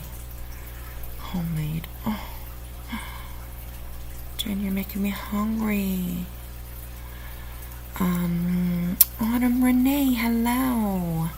We're hoping to be back into court here in just a moment when they decide they get their shit together. Anyways, welcome, Autumn. Good to see you, hon. Good to see you. Yes, I am on early. I am going over this trial here. We are watching Texas versus Ronald Burgos-Aviles. And he decided to murder his secret girlfriend and also their 20-month-old son with a sharp object. And yesterday and the day before we watched it as well, so there are 2 other lives on this. At the end of the live there's some shit talk. I ain't gonna, maybe not about the trial, maybe about people on the streets, but you never know. So yeah. Hi Boston, how are you? We're just waiting for court to get their shit together and put the sound back on so we can know what's going on. So I figured we'd just like chit chat for a minute. Oh, there we go. Okay, here we go, guys. We're doing it live. Sorry, once again. Okay, here we go. Okay. We could, I guess, you could move to the next slide. Sure. Alrighty. So could you please explain a little bit to the jury about what historical cell site analysis entails? Sure. So the slide you're looking at here is the methodology slide. It shows exactly how I do what I do. When you boil it down, you need 3 pieces of information in order to conduct a historical cell site analysis. Okay? The first is you need what's called call detail records. That is the listing of who called who, when the date and time that they called, and most importantly, what cell site and what cell sector. You may hear it commonly referred to as which cell tower. Which cell tower was used to facilitate that communication. Okay, so that's one thing you need. The second thing you need is a list from the providers that tell you exactly where on planet Earth that cell tower is. Okay? And then the last thing you need is the information about the offense itself or the crime scene. And it could be the crime scene itself or any other pertinent locations. So with all that information, we can determine the general location of a device by which cell tower and which cell sector was used, and then determining was that location or was that general location in the vicinity of the crime scene or not in the vicinity of that crime scene. Okay, and in this particular case, were you able to obtain the data that you needed in order to conduct this analysis? I did. And what data was that? I received quite a bit of data. So there were 2 phones involved, one for the defendant, one for the victim. The defendant had a Sprint phone, so we got the Sprint call detail records, as well as the Sprint, what's called the PCMD report, and I think we'll go into more detail on that shortly. The second thing was the AT&T records for the defendant. I'm sorry, for the victim, and then additionally we got Google location data records associated with the defendant's phone. And then lastly, we got, additionally, we got GPS location data that was taken from the Border Patrol vehicle's radio, the radio on the Border Patrol vehicle. And then finally, I received information from the Laredo Police Department about different locations and dates and times where a Border Patrol truck was observed. Okay. And as part of your analysis, what's the time frame that we're looking at for your analysis? So it begins, I believe, on March 25th for a short period of time, and then on April 7th of 2018. But the main focus of the analysis was on April 9th of 2018. Okay. We can move on to the next slide. Sure. So this slide is just simply a continuation showing the methodology of Google location data. Okay, and I see that you have a conclusion. Would you mind reading your conclusion to the jury? Sure. Historical analysis was performed on the call detail records and Google location data for the target cell phones and target account respectively. The methods detailed above were used to produce the following Hi, Rowena. Good to see you. Thanks for coming in. You guys, yes, I am worried about Saucy too. I think I did hear somebody say that they spoke to her and that she was fine, but that she was like taking a break for her own mental health, and also Safari Dreams as well. I have heard that she's doing well. She's just taking a break. So yeah, I cannot fast forward through any of this stuff because we are live with it right now. So, but we should be getting into some interesting stuff. So, thank you, Rena. This is like part of the reason why I wanted to start a channel is to start doing stuff like this, and I'm so glad that I learned how. So yeah, okay, let's keep going before we get too far behind. Historical mobile device location analysis maps. All that's saying is all the paragraphs before is the methodology I use to create what you're going to see after. All righty. We could move on. Okay. What are we looking at here? Sure. So these are just examples of what cell towers or cell sites look like.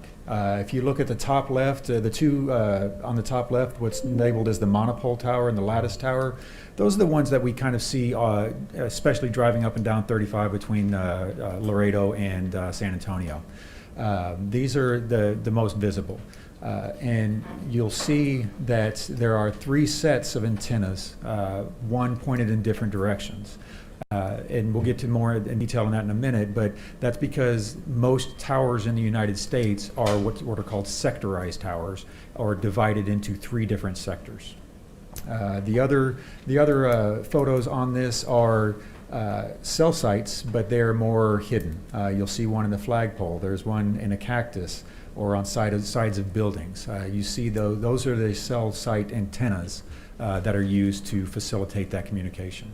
Okay, and with regards to the cell towers here in Laredo, Yes. of those, which ones were we looking at again? Were the most used? Well, there's several different types here in Laredo. Like over on McPherson, I know that there's some on a water tower. But there's also some that you just see driving around that are going to be on a monopole or a lattice type tower. So there's a variety around. Okay. We can move to the next slide. What are we looking at here? Okay. So if you look at the diagram on the right, this is looking at what one of the cell sites from the top down. So as I said before, most cell sites in the United States are sectorized. If we go back to our geometry class, we know that a circle is 360 degrees. Okay. Cellular networks on a sectorized tower, they divide those up into 3 sectors, right, to provide coverage for that full 360. But using 3 different sets of antennas, you can increase the capacity of that one site. So if you look at the red shaded area, that's pointed north, right? So that is sector 1, the blue is sector 2, the 3 is sector 3. And going back to the 360 degrees, if we divide that by 3, each one of those sectors covers approximately 120 degrees. Okay, and I know you had mentioned that these are coming from the cell site, but just for a little bit more clarification, those are cell towers, or? Correct. What you're looking at would be what commonly referred to as a cell tower. Each individual set of antennas, the antennas pointed north, would be what I would refer to as a cell site. So you can have multiple cell sites on a cell tower. And if you look in the red shaded area, you see that there's a blue arrow pointed directly north at 0 degrees. In the cell tower records, that's how it's delineated what direction that cell site is pointed. The 0 degrees is the center line of that RF energy. And because the cell site is 120 sector, that with the center line at 0 degrees, if we add 60 degrees and minus 60 degrees, that gives us our 120 degree sector. Okay. We can move on to the next slide. What are we looking at here with regards to map illustrations? Sure. So this is an example of what you're going to see on the maps in themselves, of the substantive maps. On the left, you'll see the cell site sector that is 120 degrees that we just discussed. There's color coding. For the victim's phone, it will be blue. For an AT&T phone. For the defendant's phone, it will be black. And then on the right, you'll see a box with a blue banner with some information in it.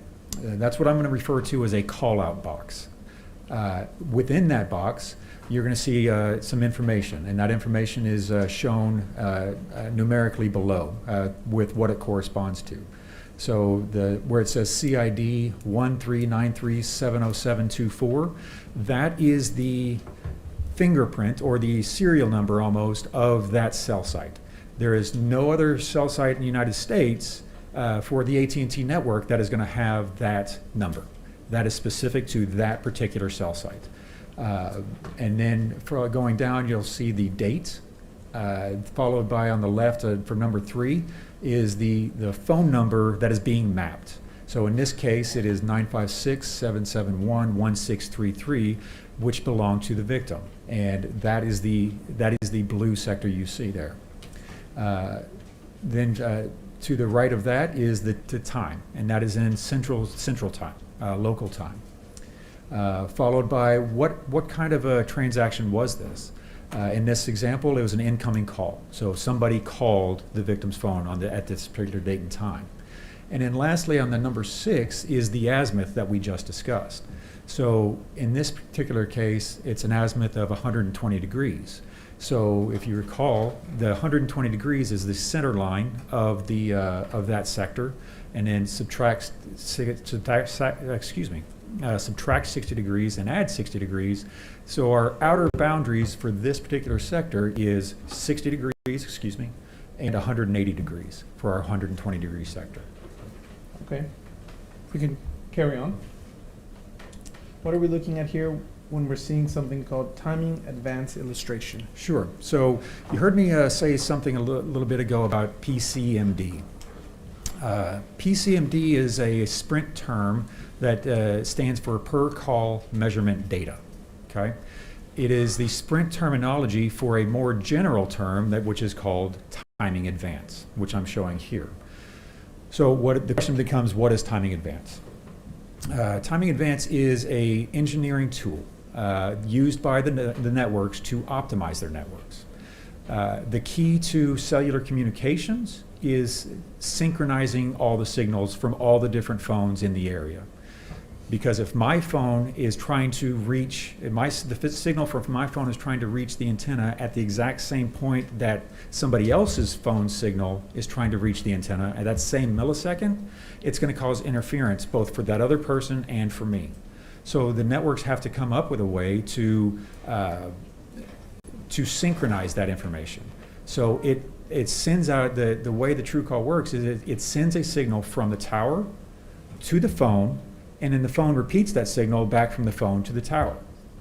Because RF energy we know travels at the constant speed, which is the speed of light. If you mind, very briefly, Yes. What is RF energy? I'm sorry, radio frequency is what RF stands for. Okay.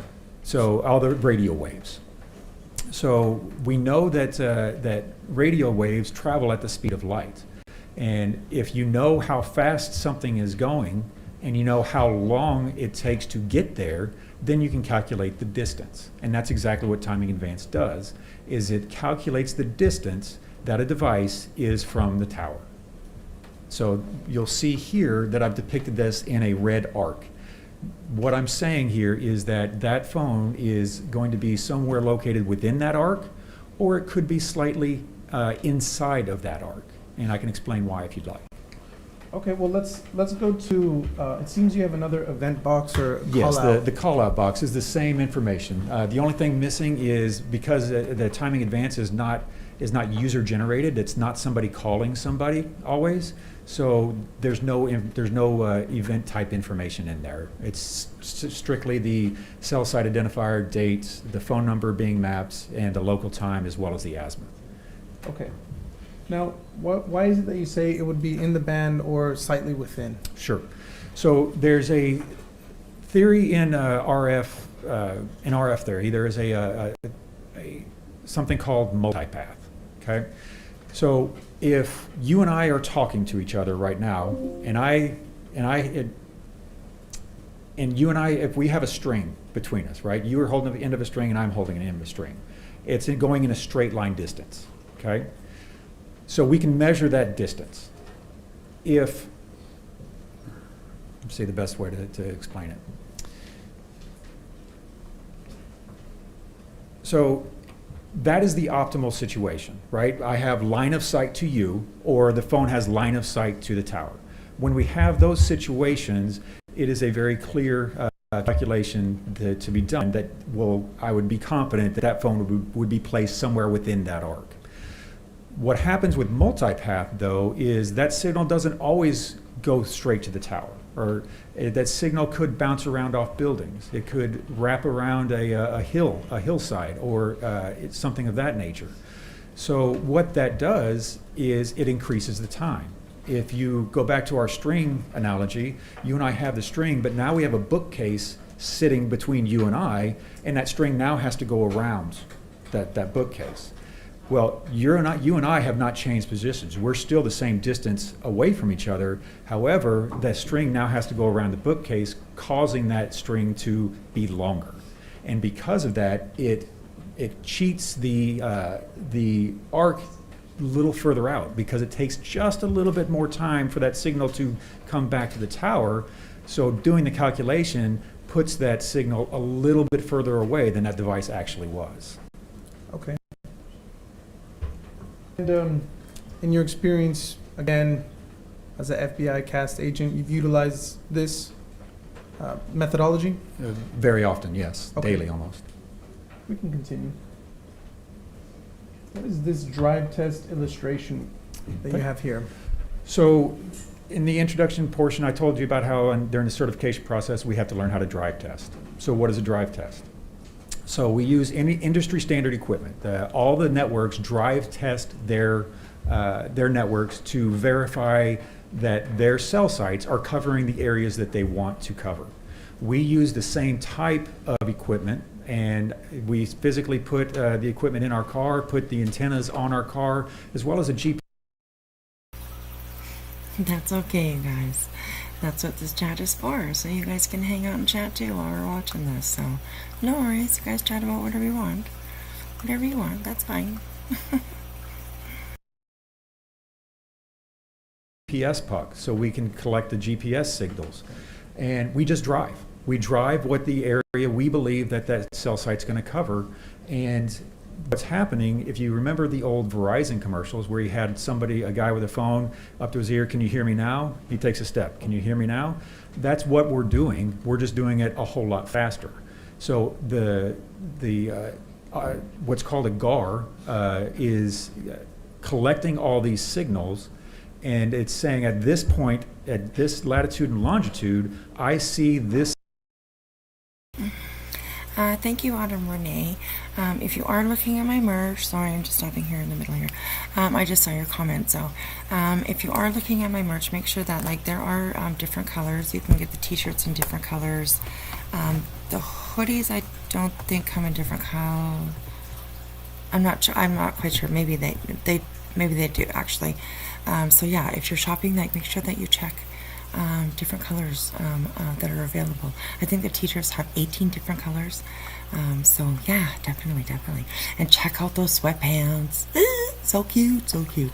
Okay, anyways, here we go. This cell site at this strength, okay? So one of the things that the cell sites are constantly doing is pushing out information on what's called the pilot channel. It is telling the phones several things. First, if you're not part of my provider network, i.e. if you're not a Sprint phone, then you can't connect to my Sprint tower, all right? The second is the signals, it tells the phones, if you cannot see me at this particular signal strength, you are not allowed to try to connect to me, okay? So our unit captures that information, and then we use that through the post-processing software to generate these maps. And what these maps are telling you is that I would expect that if a phone was located within this pink shaded area, that it is possible to connect to that cell site. If a device is located outside of that, I would not expect it to be able to contact or to communicate with that particular cell site. It would likely communicate with a different cell site that does cover that area. Okay. And as part of your analysis in this particular case, did you do a drive test? I did. And here in Laredo? Yes, I drove all the pertinent areas. I was driving a lot. Okay. We can move on to the next one. Okay. What are we looking at here? So this is the subscriber information taken from the records for each of the phone devices.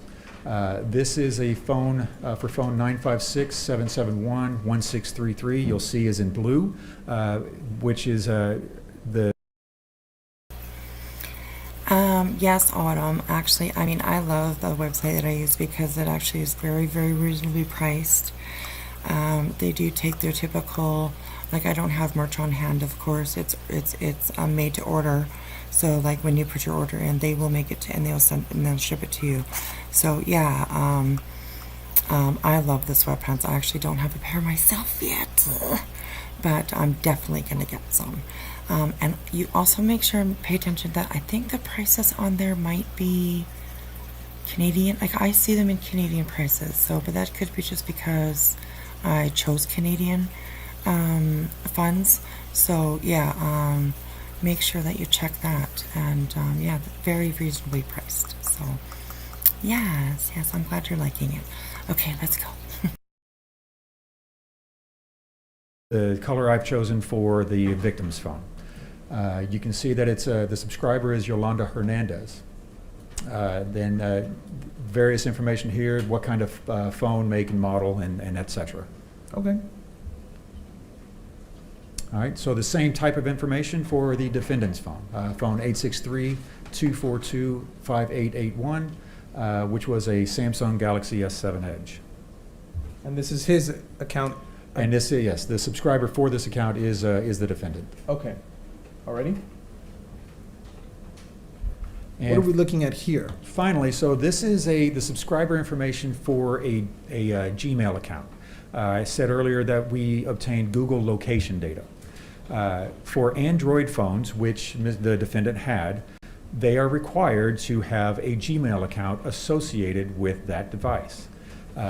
And because of that, you have a Google account. And that Google account for this particular device is TonyATV19@gmail.com.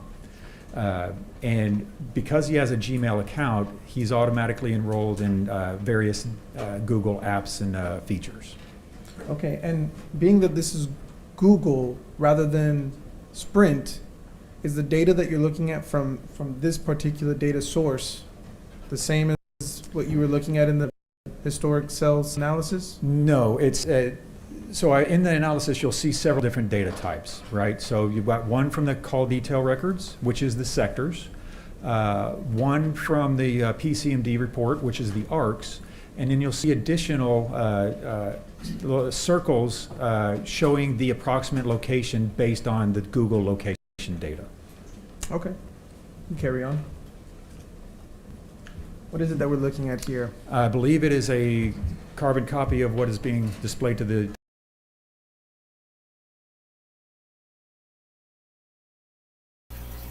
Okay, well, I don't know what happened. So, let's get back into there. I don't know what the hell happened there. Carry on. Okay, hang on a second. Okay. Just let me bring this up for you guys. What day are we looking at here? So this is March 25th of 2018.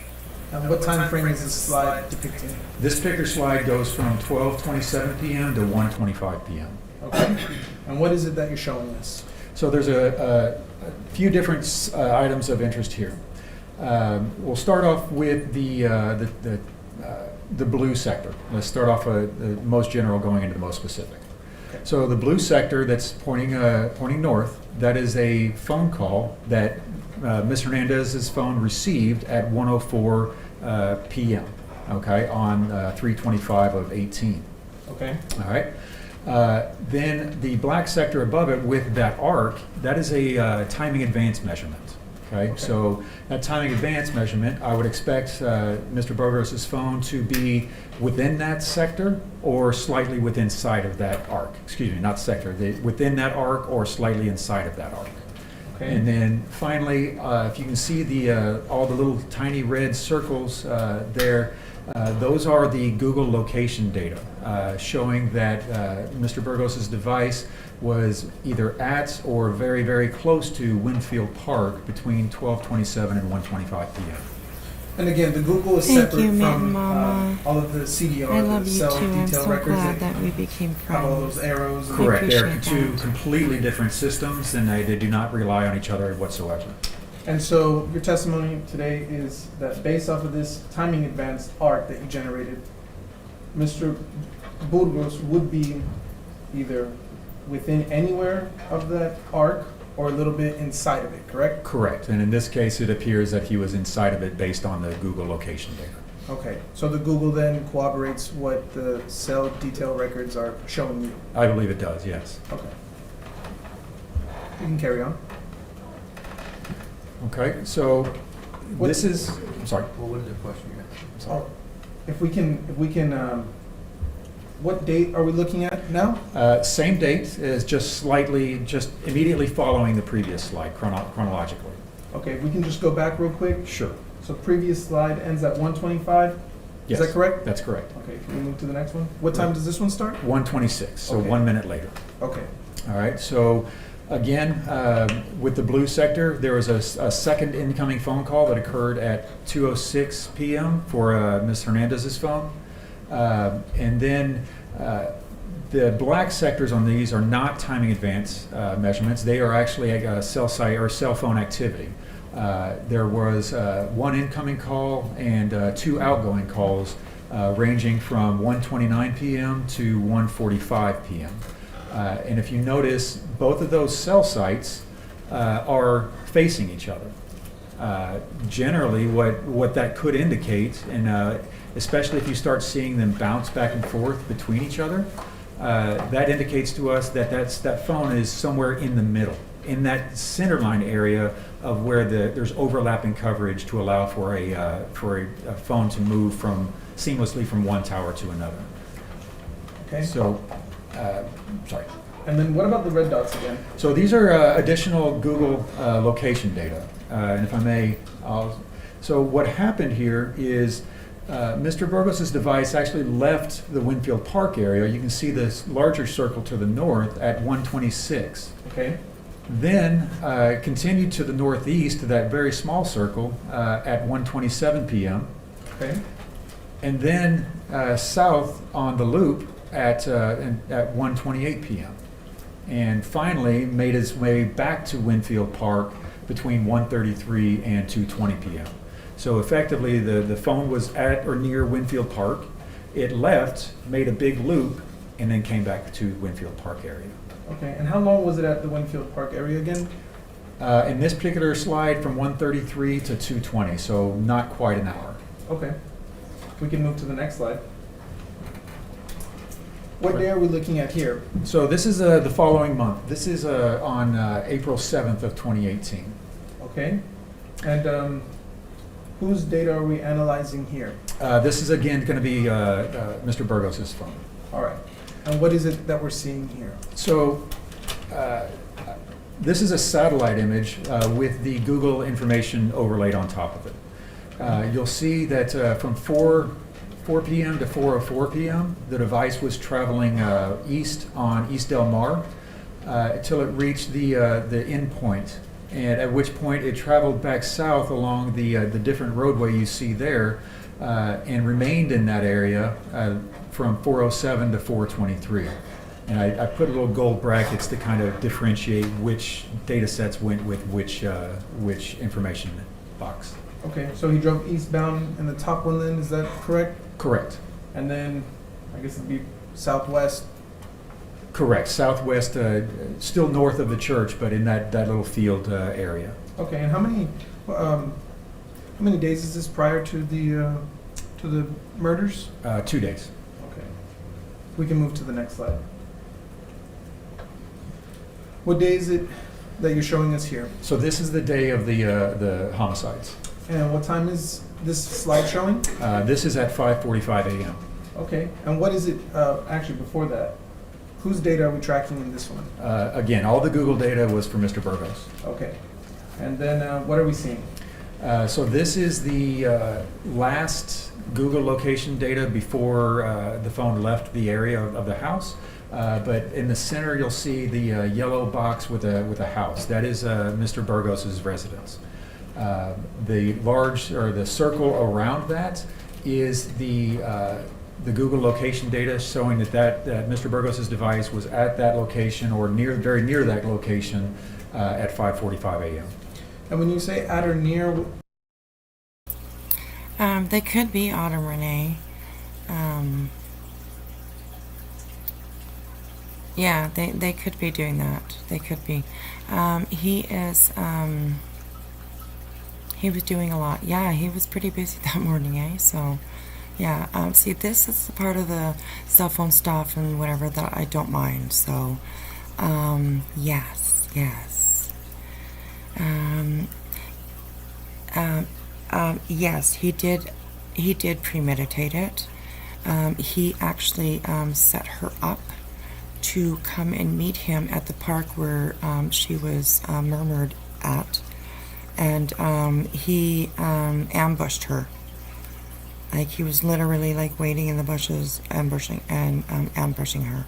So yes, it was definitely premeditated. Absolutely, absolutely. I also wanted to say hello to Brenda. Hello, hello. Thank you for coming in. We are just still following the trial that we have been following for the last couple days of Texas versus Ronald Aviles, Burgos-Aviles, who decided to murder his secret girlfriend and the 20-month-old son that they had together. So yeah, they are using cell phone technology to show his actions of the day. I'm pretty sure that's what they're doing right now. So let's keep listening. They are live, so I don't want to get behind. We're already behind a little bit, so. I mean, what are we talking about with regards to this bubble? So this is the, would you like me to discuss how Google collects data or go approach that way, or? If we could just discuss why this bubble is the size it is. So when Google gives us the information, and you'll see that there are varying different sizes of the bubble, of these circles, right? Along with the latitude and longitude. I should also mention that Ronald was served child support papers 2 weeks before this had happened. So that is the premeditation I think that they are trying to prove. And also, yeah, she fought like crazy to get away from him. Yeah, yesterday's testimony was a bit hard. We are going to go back because I know that there is a little bit that we missed, I think. So we will try to go back and at least go over that kind of stuff. So yeah, he was married. His wife did not know about her, of course. And yeah, so kind of crazy, eh? Yeah, right, Commander? And that baby was almost 2. I mean, that baby was almost only 4 months away from 2 years old, you know? So, I mean, they understand what's going on around them. I mean, it's just awful to think about. Awful to think about.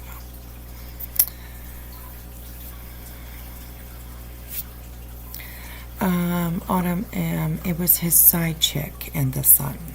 He was married, though, and he had 2 children with his wife, who was also a Border Patrol agent.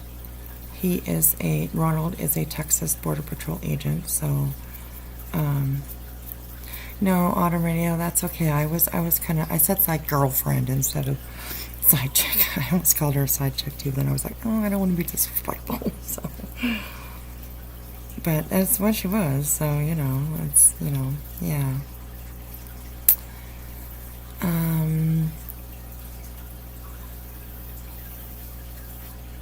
Yes, they do say that he stabbed him in the leg with something the first time meeting the baby. And if you remember, he had issues walking and stuff. So that's why the mama was gonna bring him to the doctor, because he had issues walking and stuff. So yeah, Ducky, that is going to be so interesting to like try to learn about that, because like, oh my goodness, that's I don't know. Yeah. Peas, I believe that they did find out about the wife, because they did search him up on social media and all that kind of stuff, to find out like his address and stuff so that they could serve him with these child support papers. So I think they did find out about the wife, but she didn't until that time. and he was only served in the last 2 weeks of mama and baby's life. So I was thinking it was the wife's baby. No, it was his high checks baby, but he was the father of that child. He was the father of that child, so he took the life of his own child. Kind of crazy. Okay, let's keep listening here. Longitude that they give what's called an error radius. All right, how confident are they that that phone is at that latitude and longitude? So in this particular case, they believe that the device was smack dab in the middle of Mr. Burgos' residence, but they're 31 meters not sure. It could be 31 meters away. So that's where you see the circle around, which corresponds to the error rate conducted by or determined by Google. Okay, so is it fair to say then that the latitude and longitude that was provided by Google then is the center of that bubble? It certainly appears, yeah, oh yes, it absolutely is the center of that bubble. And then the error rate in meters is what makes the bubble smaller or bigger? Correct. Okay, we can move to the next slide then. Date again on this slide? From here on out, all the dates are going to be on April 9th, 2018, which was the date of the homicides. Okay, and the time on this one? This is ranging from 5:53 a.m. to 8:01 a.m. Okay, and what is it that we're looking at here? So you'll see the red circle there. That red circle is surrounding the Border Patrol office off McPherson, just north of Bob Bullock Loop.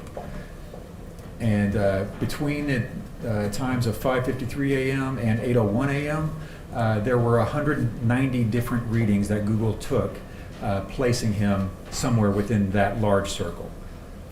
Okay, and so were those 190 bubbles smaller or bigger than this one? So the error radius is ranged from 10 meters all the way up to 122 meters. Rather than put 189 really small bubbles all over the place, I opted to make it a little more clear and just put the largest of all those 190 readings. Okay, and I'm not sure if you had mentioned this, but on this satellite image, what is the location, or what is the name of the building there? That's the Laredo North Border Patrol Station. Okay, we can move to the next slide. What's the time on this slide? So we move forward a little bit. So at 8:23, so this slide covers from 8:23 a.m. to 8:27 a.m.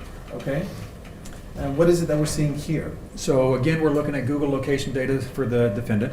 You'll see the largest of the circles up there towards the north. That is the defendant's phone approaching the area just south of Father McNaboe Park. Then the phone moves to that center circle at 8:24 a.m. And then finally on this slide at 8:27 a.m. Autumn Renee, I should actually, she was found in a wooded area of this park, and they're showing here now. This is a park, I forget what it's called, in Laredo, Texas, and he lured her to this park. But I might also tell you, okay, you ready? You're gonna be shocked. Like, okay, he was also the one that called 911 to say that he had found a body. So yeah, that is just how fucking egotistical, narcissistic, all the fucking fucked up words that you can think out, this guy is. Yes.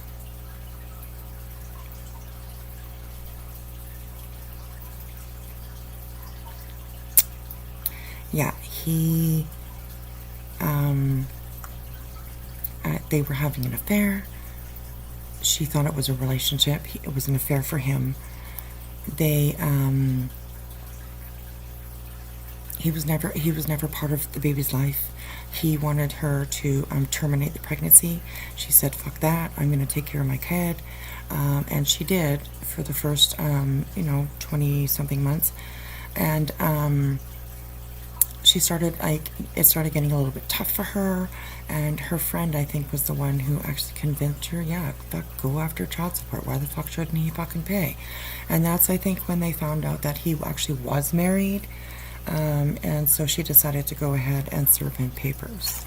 But of course, his wife would find out, so he had to do the ultimate, I guess. Yeah. Okay, let's keep going. The device was in this circle, which is in the very close vicinity of the crime scenes. Okay. And as part of your investigation in this and analyzing this, do you have an estimate of when the crime had occurred? I understand what the Laredo PD has told me, but I don't have any independent knowledge. And what did you learn from Laredo PD? That it happened just prior to 10 a.m. Just prior to 10 a.m.? Yeah. And right here, those boxes again indicate the crime scene? Correct. But what time is this, is that last GPS from Google? At 8:27 a.m. At 8:27. Autumn, he was at work at the time that he called this in, so he committed this crime while he was at work as a So this Texas is Border at Patrol 8 agent. from So 8:28 a.m. I hope to you heard me. 9:26 It's a.m. probably echoing. Okay. Sorry. What is it that we're seeing here? All right, so let's see.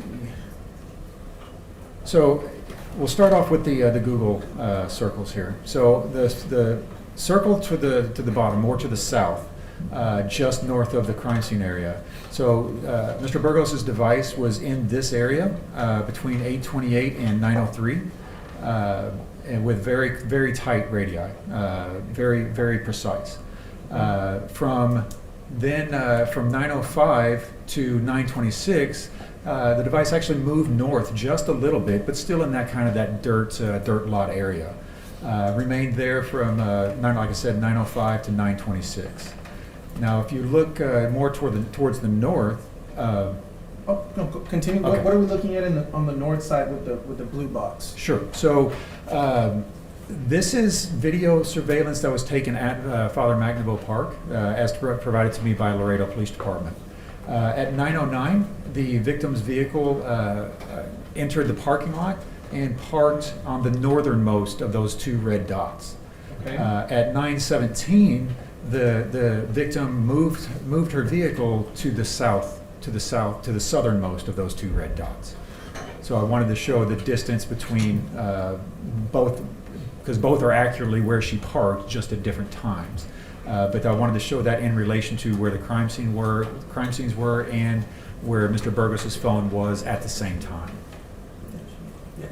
So just to clarify then, although you have two boxes indicating the crime scene of Grizelda and Dominic, that's just indicating the location of it, right?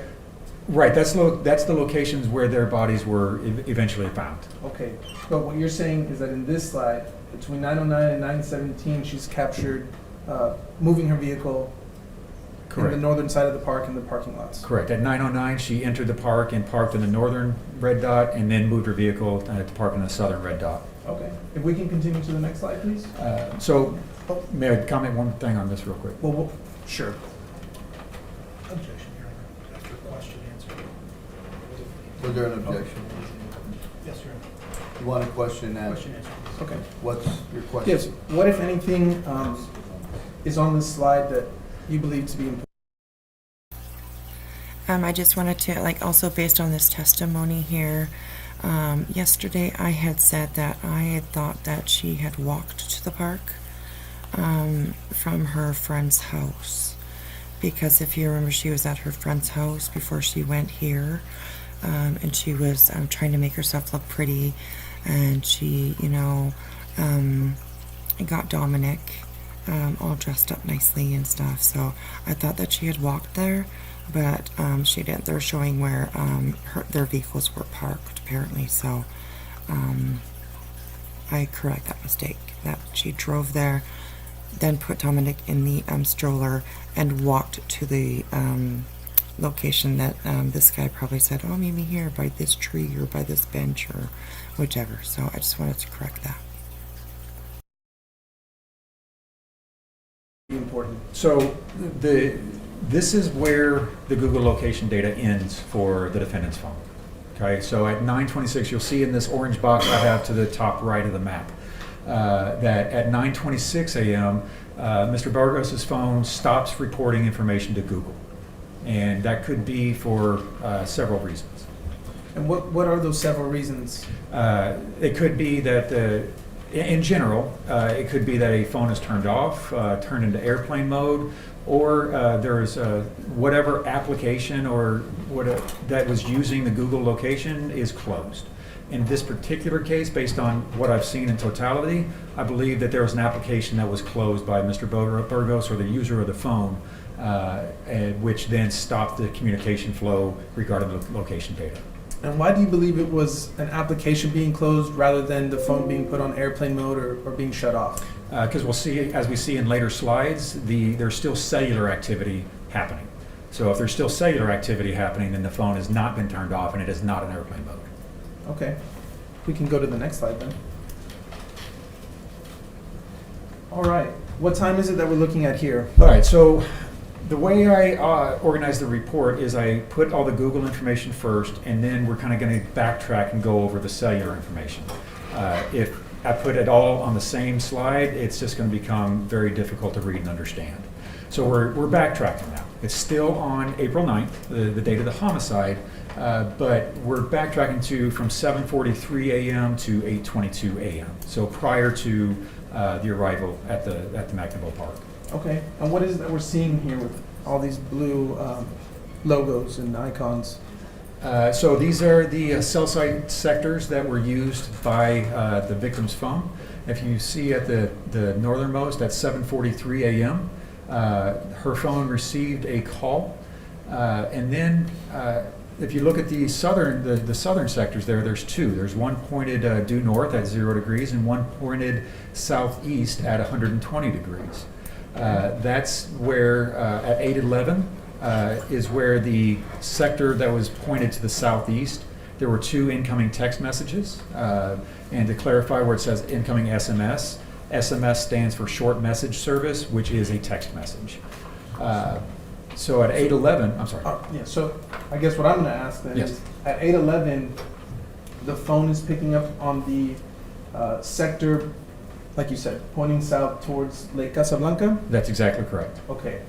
And what does the blue dot, I'm sorry, the blue box represent in this slide? Right, so there's a red dot there with a blue box pointing to it.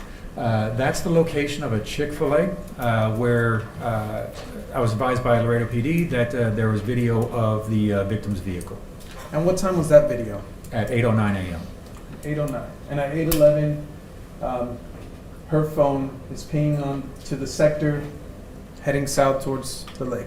Right, it's receiving two text messages on the sector pointing to the southeast. Okay. And so then, would you say that the video from Chick-fil-A corroborates what the CDRs are telling you? Absolutely. And this is with regards to whose phone again? The victim's phone. Okay. Then at 8:22 a.m., the victim's phone used the sector that's pointing due north. That there was an outgoing call placed at 8:22 and 28 seconds, and then immediately followed by an incoming call that occurred at 8:22 and 54 seconds. Okay. Now, on this slide, is there anything else of importance that you see or would care to tell the jury? No, the overall takeaway, I believe, from this slide is that the victim's phone moved from the vicinity of her residence towards the vicinity of the Chick-fil-A. Okay. We can carry on to the next slide then. Looks like a lot of data. Yeah, the next one's worse. What is it that we're looking at right? Actually, before we get there, what time is it that we're looking at? So this is at 8:34 a.m. and going to 8:37 a.m. Okay. And what is it that we're looking at here? Right. So there are two different sectors that are being used by the defendant's phone, and those two different sectors were used to facilitate two timing advance arcs, as well as one outgoing phone call. Okay. So at 8:35, we'll start with 8:34. So on the sector to the south, the southeast portion of the map, there's the timing advance measurement that was taken at 8:34 a.m. And you can see that area, that large arc that's kind of from top to bottom. Then at 8:35, there was a second timing advance arc taken from a different cell tower, and you can see that represented as the arc that's going side to side. Okay. And what does that arc tell you? So if you recall me saying about timing advance arcs, when we have a single timing advance arc, we can expect that phone is going to be somewhere within that arc or slightly inside. When you have overlapping arcs, you can start really narrowing down where that phone is, because that you cannot have a phone on one extreme end of one arc and the other extreme end of the other arc, right? So it's when those arcs are intersecting that we can really start pinpointing where the device is. And in this particular case, those arcs are intersecting just either right at or just south of Father Magnet Hill Park. Okay. And was there any other data that you could derive, whether it be the Google, Motorola, or anything, at this time period that would corroborate that intersection? In future slides, not this particular slide. Okay. But may I speak about the Well, what else, if anything, do you find of importance that you'd care to tell the jury of this slide? Yes, so just to close the loop on the outgoing call, you see the shaded area here. This is the area that the phone would have had to be in in order to connect to that particular cell site. And as you can see, that area, that shaded area, does cover the area around Father Magnet Park. Okay. And so would you say that it's very unlikely for a phone to connect to a cell site or cell tower when it is not in that coverage area? Right. If a phone is outside of the coverage area of a cell site, it will not connect to that cell site. And for the northern cell site tower then, that's its coverage area? And shaded in the pinkish or peachish color, yes. Okay. And again, what area does it cover that's of importance? It covers the crime scene area as well as the portions of Father Magnet Park. Okay. We can move on to the next slide then. Okay. What time are we looking at here? So we move forward a little bit more from 8:38 to 9:08 a.m. Okay. And what is it that we're seeing here? So the cell site, or the sector that's used towards the bottom of the map, was used from 8:38 to 9:06 a.m. This would be the area I would expect would cover the victim's house and probably likely the crime scene area as well. Then at 9:08. Autumn. He didn't provide for her at all. So, if that's what you meant, you said a man doing this, I bet he's the financial provider. So it's not like he'd lose stability, he'd just lose control by telling the truth. But yeah, he would lose a little bit of stability because he never provided for her. So yeah, kind of crazy. Oh, a different cell sector was used that's a little bit more north. Again. Okay, Autumn, yeah, okay, I see, yeah, okay, you mean him and his wife. Yeah, definitely. And he wasn't, his wife was also a Border Patrol agent. So, yeah, guaranteed she made some pretty good cash herself. So, yeah, so they both worked for the Border Patrol. Yeah. Okay, let's keep going. I would expect that cell site would also cover the same areas of the victim's house and Father Magnet Park. Okay, and let's talk a little bit. Well, is there anything else of importance that you care to share to the jury about this slide? We'll get into it, I think, a little bit more, but when you have just this information, information for these two particular sectors, and without any independent knowledge, there's no way that I can determine whether there's any movement involved. It could have happened where the phone connected to the southern tower for these calls, and for whatever reason, the phone decided it liked the other tower better for that last call. Okay. However, when you take into account the totality of everything, I do believe that this last cell tower does indicate that there is movement. And what are you taking in to make that assessment that there was movement?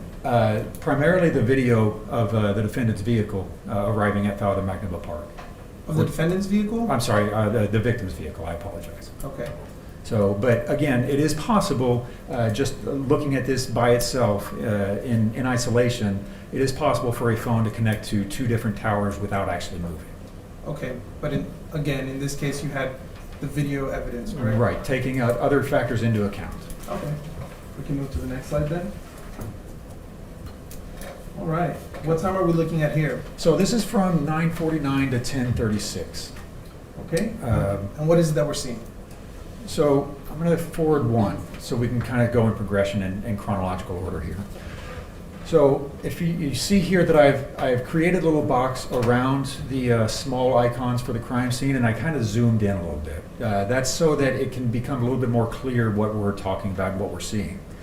At 9:49 a.m. and 10:10 a.m., there were two measurements taken by the Motorola radio in the defendant's Border Patrol vehicle. And those locations are depicted there with the little gray symbol with the car in the middle. Okay. All right. And okay, what is it that we're looking at with that red dot? It looks like there's two dots. Could you explain to the jury why there's two dots? Because they are the same location. It's just one is zoomed in a little bit more. So I wanted to make sure that I was putting it on the larger map as well as in the zoomed in area, so to depict exactly where this camera was. Okay. So really, in all reality, then it's only one camera. That is only one camera Okay. in this particular instance. And could you tell us about the blue box, the camera box? Sure. So the Texas Department of Public Safety has hidden cameras at various locations along the border, along the Rio Grande area. This is the location of one of those hidden cameras that captured a Border Patrol truck leaving that area, going towards the north. Okay, and let's talk about the band that we're seeing here. Okay. So then if we jump to 10:20 a.m., there are two things that happened. One was an incoming phone call, and that incoming phone call, the coverage area for this particular sector is in the blue shaded area. So that phone had to have been somewhere in that blue shaded area to connect with that tower. The second thing that happened is also at 10:20, but at 30 seconds past 10:20, is a timing advance arc. And you can see that arc shows an area that does intersect with that coverage area that we just discussed. Okay, so just for clarification purposes then, everything from the band moving left, is that happening at a later date than all the data you have on the, I'm sorry, from the band moving right, is that data that happens subsequent to the data that is on the left of the screen? Yeah, so it's moving chronologically from left to right because that's the progression of movement of the device. Okay. So what we're seeing first happen then is those two Motorola GPS locations, is that correct? The first things in this slide are the two Motorola readings at 9:49 and 10:10. The second is at also at 10:10 was the DPS camera, motion sensor.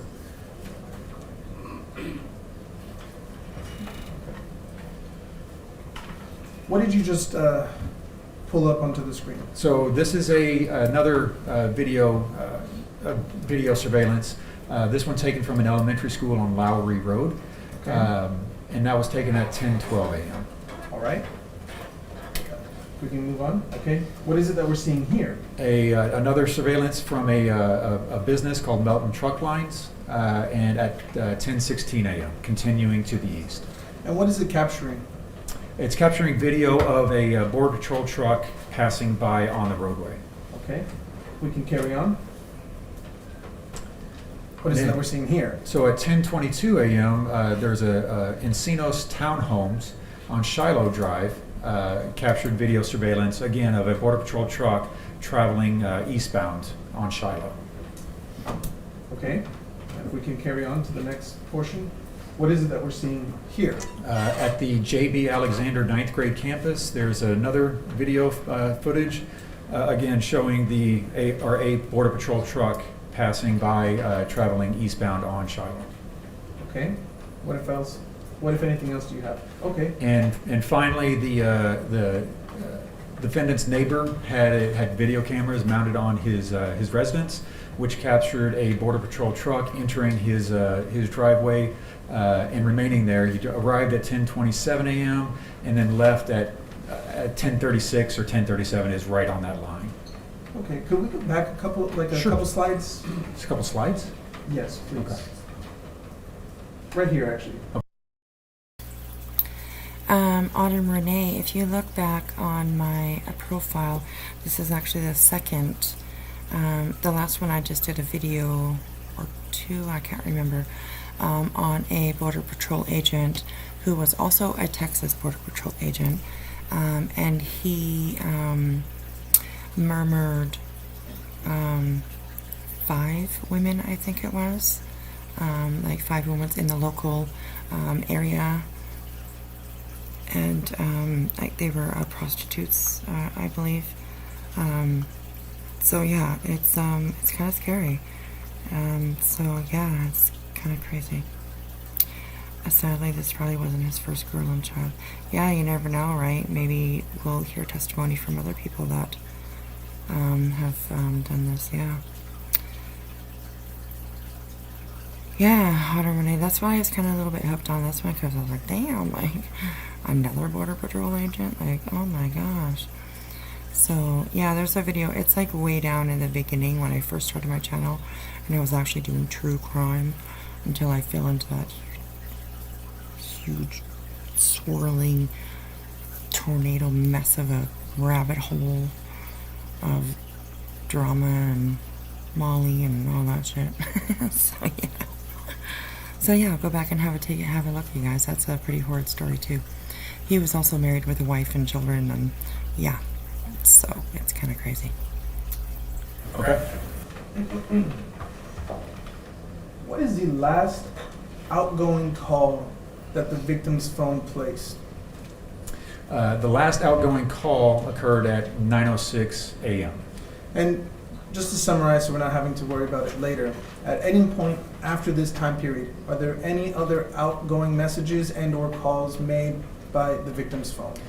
There were no outgoing text messages or phone calls, and all the phone calls that were received were pushed over to the voicemail platform, so were not answered. Okay. If we can go back to where we previously were. So again, Sorry. we can go back one. Yep. So just testified, 9:06 was the last outgoing, Yes, and these are all moving into 10 o'clock, 10:16, 10:22? correct. The Alright. first activity was at 9:49. The last activity was at 10:36. Okay, you can carry on. Okay. What is it that we are looking at? Actually, before I get there, I'm getting ahead of myself. What time is it that we're looking at And I'm here? so glad you did, Becky. So this is I appreciate at you. 10:41, between 10:41 and 11:20 a.m. So after the Border Patrol vehicle is seen leaving Mr. Burgos' residence. Okay, so when he's leaving. Okay, and let's start, like you said earlier, from general to more specific. Let's start with the blue. What is it that we're seeing from the blue diagrams? Okay. So from 10:46 to 10:47, there were 5 incoming text messages. Okay. Each of those messages are, again, incoming, and used this cell site here that I'm depicting in blue. And you can see the green area, which is the coverage area for this particular cell site. You'll notice that this is quite a large area, and it's meant to cover a lot of that ranch land that's on the north side of the loop. Okay, but at this point, to your knowledge, as you know it, the victim had already been murdered a little bit before 10 o'clock. According to Laredo PD, yes, the victim by this time would have already been deceased. Yet, her phone in this diagram is picking up on a cell tower kind of near Texas A&M International University. In an area far away from the crime scenes, yes. Would you say that there was is it fair to say that there are several coverage areas between this coverage area and the coverage area at the park? Yes. And so again, as you had previously testified, her phone could not ping or hit that sector on that cell tower if she was not, or if the phone was not within that coverage area, correct? That's correct. Okay. Now, let's move on to the black. What is it that we're seeing on the black diagram? So the black diagram is there's two events here. One at 10:50, there was an incoming call to Mr. Burgos's phone, and it used the sector you see here with the coverage area, much smaller coverage area, covered in kind of a different shade of green than the AT&T one we just talked about. The second event occurred at 10:51 a.m., which was a timing advance measurement, showing the arc that phone would have needed to be in, or like I said, just slightly inside of that. And as you can see, that arc is well within the coverage area of that sector. Okay. We can move on to the next portion. What is it that we're seeing right here that just came up on the screen? Yes, so this is the location of, I'm not going to try to pronounce the church and offend everybody in the room, but it's a church in this area. There's a surveillance camera mounted on this building that's pointed towards East Del Mar Road. At 10:41 a.m., you see in that video footage a Border Patrol truck traveling eastbound on that road. 5 minutes later, at 10:46 a.m., you see that a Border Patrol truck traveling back the other direction, traveling westbound. All right, if we can carry on. Actually, if we could go back and discuss the church. Sure. Is this the same? That's awesome, Autumn. I can see the face. Oh. Enjoy your bath, little one. Enjoy your bath, little one. It's so cute.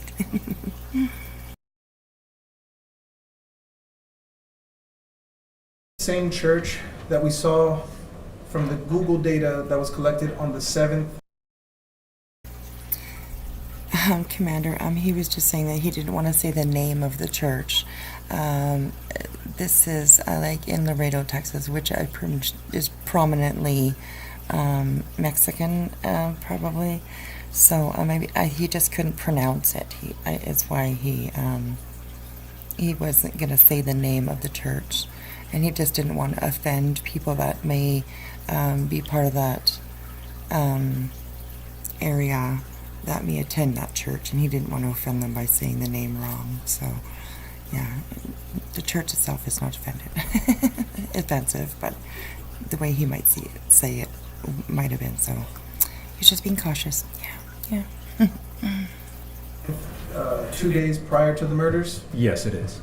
It's the same location. Okay. If we can carry on then to the next segment. What is it that we're looking at here? So this is the location of a Stripes convenience store where surveillance video was pulled by Laredo PD showing a Border Patrol truck traveling eastbound on Del Mar at 10:48 a.m. And just to help the jury, the timing advance arc, which you said would indicate that he's either in the arc or somewhere closer within the arc, when was that taken? That was taken at 10:51 a.m. And the video from the Stripes? Is at 10:48 a.m. Okay. So is it fair to say then that Stripes corroborates what you're seeing from the CDRs that were provided to you? I believe it does, yes. Okay. We can move on to the next segment.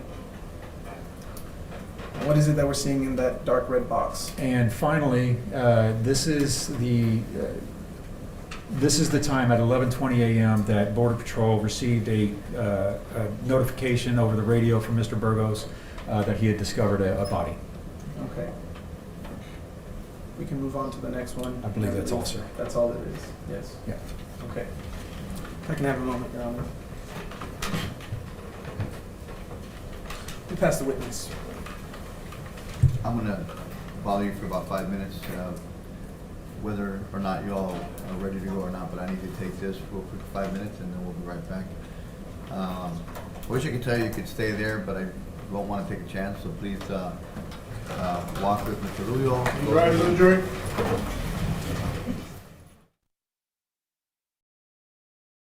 Okay, so they are going on a break, but if you remember, we stopped and chatted a couple times, so we can go forward a little bit and see. He said 5 minutes, so they must be back in maybe. Maybe not. Hang on a second here. Okay, so. Oh, goodness. Back to that. Okay. So they're still not back yet. So we will just take a break. I have the volume on, so we should be able to hear when it comes on. So yeah. So what do you guys think so far? The last thing they were talking about there was his they were tracking his truck. Like where his truck had gone. So crazy, eh? People think they can do shit like this. It's unbelievable. Unbelievable. Okay, so let me go. Let me put you guys on mute just for a second. Oh, okay, they're back in. Hang on. Okay, good. Cheated, I had a piece of cake. Big enough for everybody?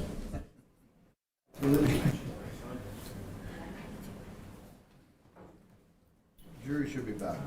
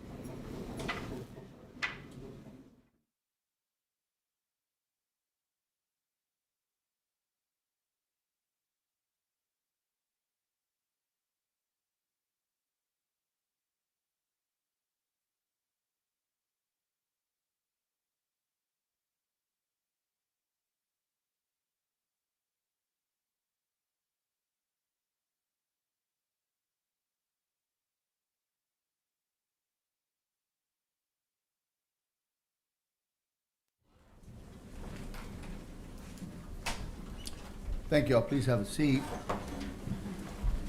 We'll continue with cross-examination. Mr. Shaw. Thank you, Your Honor. Good afternoon, Agent Masters. Hello, sir. My name is Ralph Schoeneman. I wanted to start just briefly on your educational background, prior professional experience. So my understanding from your direct testimony is your college degree was in accounting. Is that correct? That's correct. Okay. Do you have a degree of any kind in any field of engineering? I do not. Okay. So you have not practiced as a radio frequency engineer, electrical engineer, computer engineer? No, I have not. Okay. And you don't have any experience in telecommunications, network design?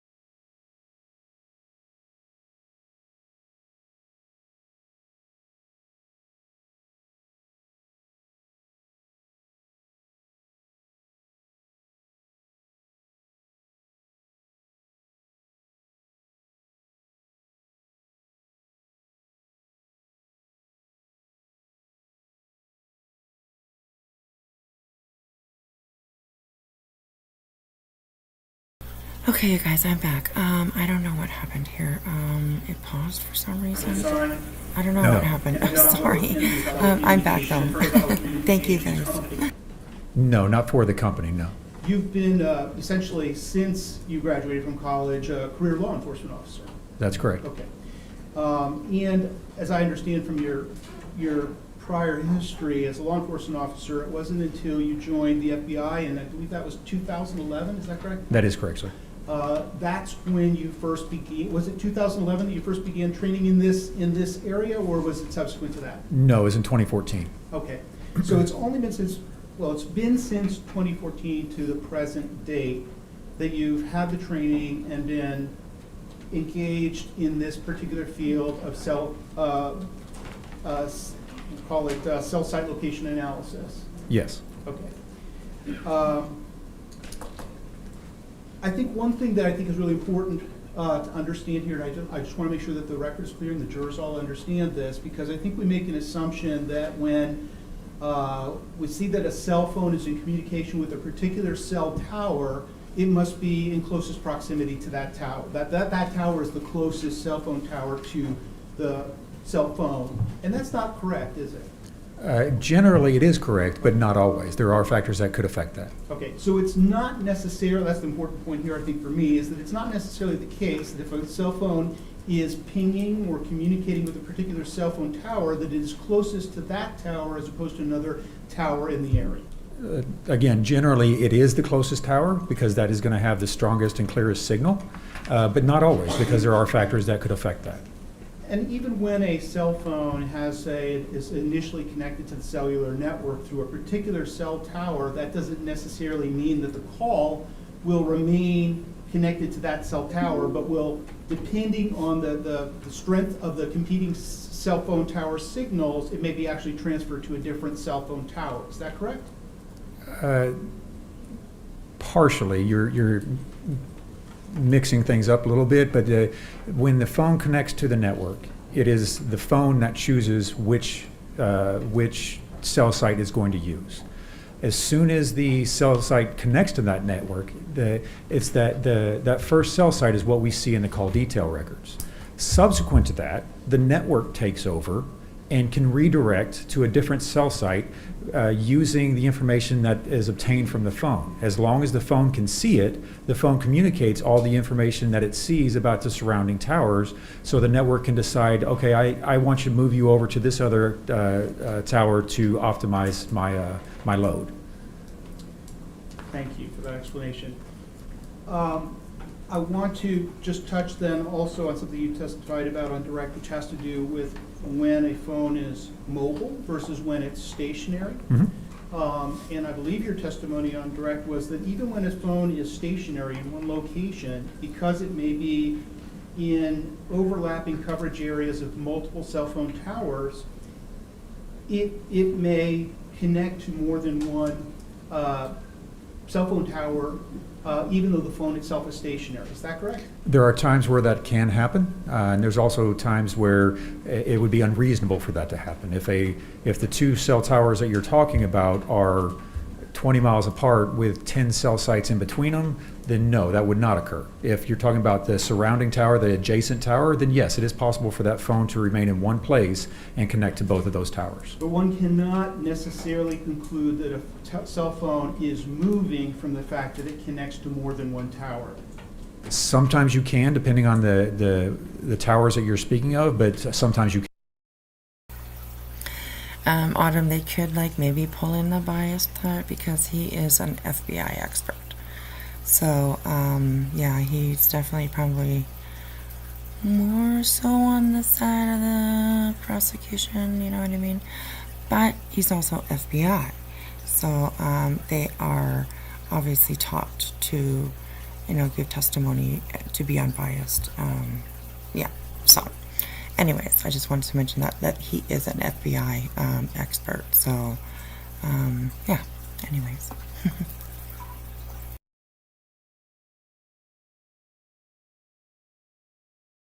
You cannot. That's correct. And conversely, when a phone is mobile, is moving, that phone, even though it's moving Hi, in Wham. space, Welcome may back. actually connect to the same cell phone tower over different moments of time, notwithstanding the fact that the phone is mobile. Isn't that correct? I'm not quite understanding your question. Well, my question is that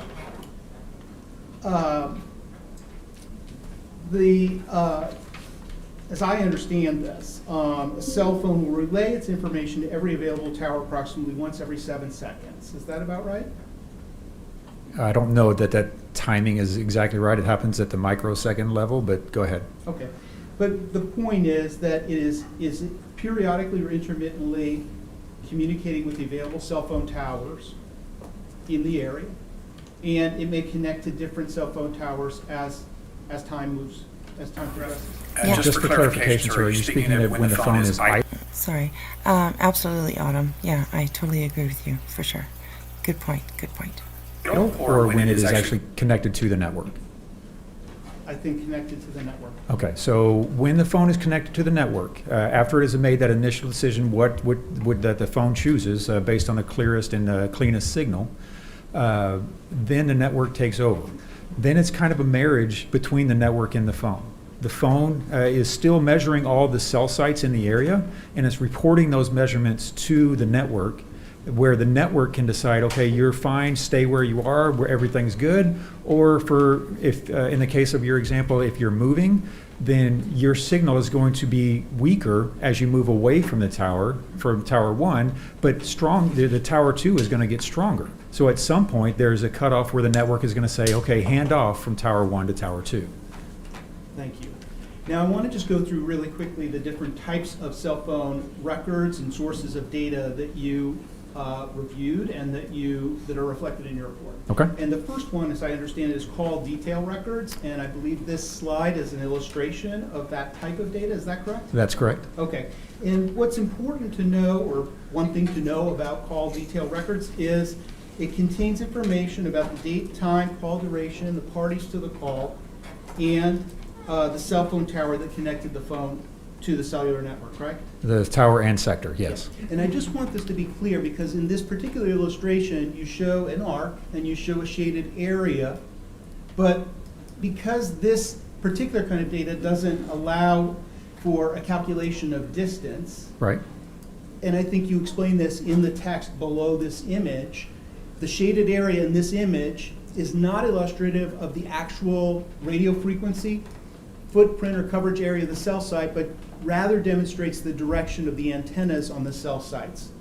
Correct. Right. And so this is, I want to distinguish this image from the one that we'll be following, which has to do with what you call per call measurement data. Sure. But the point here is that with respect to this particular type of data, one can't reach any conclusions about the location of the cell phone in any particular area. It's just in any particular geographic area, just the direction, its relative position relative to the cell phone tower. Is that correct? That's not correct, sir. Okay, I'm sorry. So what you can conclude based on just a single cell sector that a phone utilized is that phone was within the coverage area of that cell sector. As we discussed earlier, a phone that is outside of the coverage area will not connect to that cell site. A phone has to be within that coverage area. But this little semicircular, or I don't know what you call a third of a circle, that sector, that doesn't represent the coverage area in this illustration, correct? That is correct. Generally, in maps this way, obviously the radio frequency energy doesn't stop along the lines that I drew on a map. This is just a illustrative point to show the direction. You can generalize how far the signal is going out based on how far away it is from the next tower.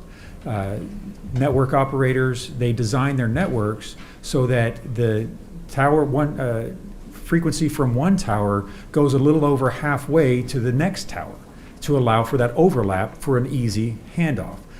So in this particular image, in this illustration, I don't have any other cell sites listed, so your point is correct that there's no way to distinguish where the cell site, the coverage area would be for this. Okay, thank you.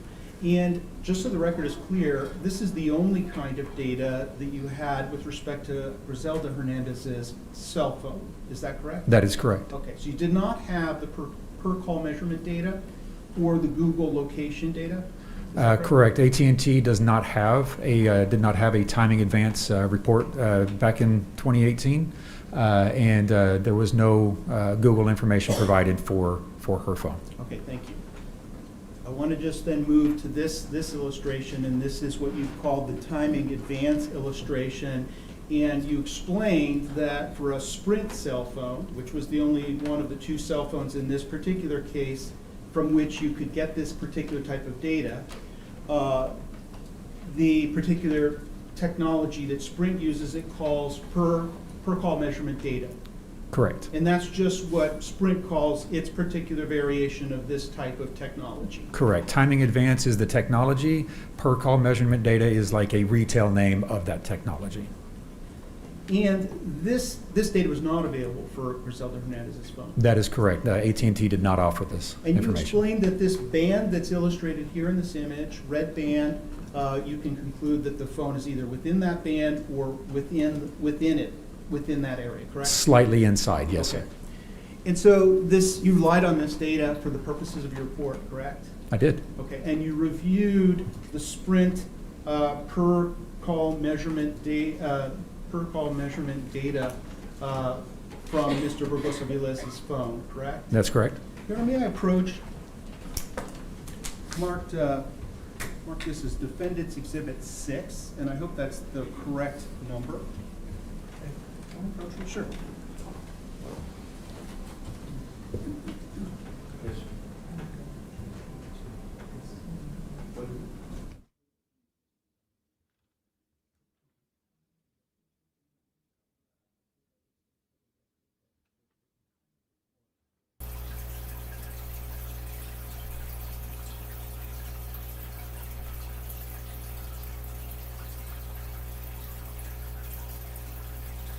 Thank you.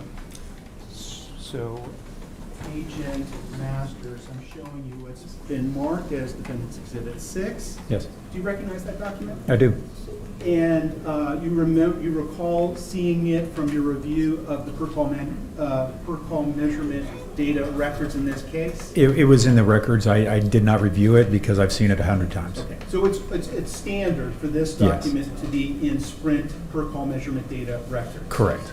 I'd direct your attention here to the section at the bottom of this document, and because the ladies and gentlemen in the courtroom can't see it, I would just ask you to read, for the record, the paragraph below PCMD disclaimer. Can Okay, you just do a that, single please? paragraph or all of it? I think really just the first paragraph. Okay. Thank you. Okay, it says PC.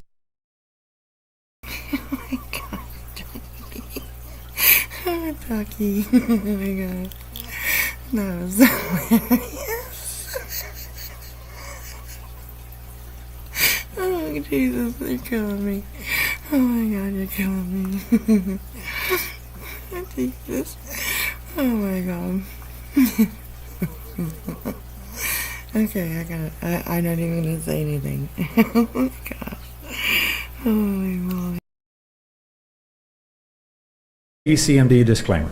Please be advised that there are known accuracy variances, with PCMD reporting. Therefore, Sprint is unable to certify or testify to the accuracy of PCMD records. It is important to understand that the tool used to provide PCMD was created as a tool for Sprint to oversee the network. It was not created as a tool to identify customer location pursuant to exigent circumstance or legal demand. Nevertheless, it has been used in those situations as it is a Sprint record that could possibly lead to customer location.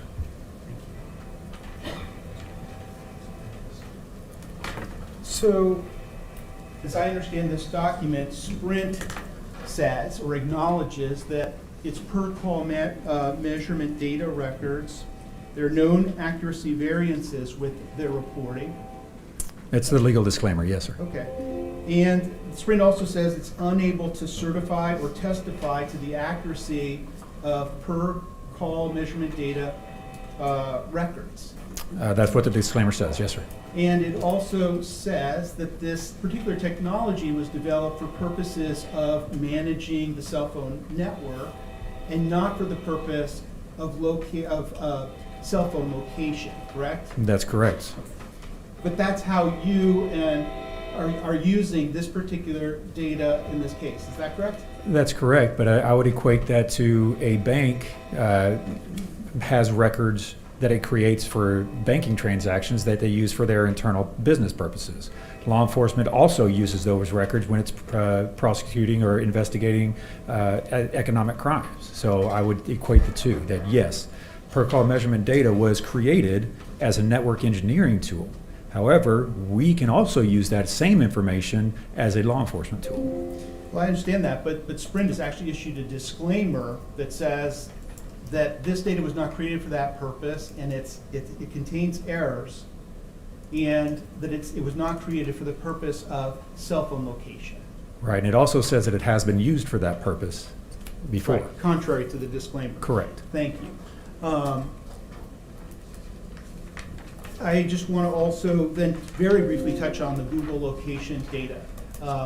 When my understanding about Google location data is that it's drawn from a number of different sources or apps from Google, from a device on the Google platform. Is that correct? You're confusing terms a little bit. It's drawn from 3 different sources, but a variety of different apps could use those 3 different sources. But yeah, he's just babbling on this defense lawyer. I don't think he really has very much else. Like, he shouldn't be really questioning that too much. He should be questioning more about the data that actually came out of this data. You know? Yeah, it's so, yeah, he's just, yeah, I don't know. He's just, and that's why I'm rambling. Yeah, Ducky. Oh my god, that was so funny. I'm seriously. Oh my god. Okay, here we go. He does it on purpose to distract. Yeah, probably, yeah, absolutely. There's always tactics behind everything, right? But yeah, so crazy. Autumn, if you have a chance, go take a look at, we covered the defense's opening statements. Like, literally, it was like 5 minutes, I think. Not even. Like, it was pathetic. Pathetic. But depending on what source the data was derived from, they have varying degrees of accuracy and reliability depending on where Google obtained the data from, correct? Correct. Google, I'm sorry. No, go ahead, I'm sorry. Google location data is derived either from cellular, from Wi-Fi, or from GPS. Of the three, cellular is the least accurate, which means it'll have the largest error radius. And I've seen upwards of 7,000 meter error radius. So sometimes it can be pretty useless. Then you go to Wi-Fi. Wi-Fi is much more narrow and usually has a error radius in the 50 to 80 meter range.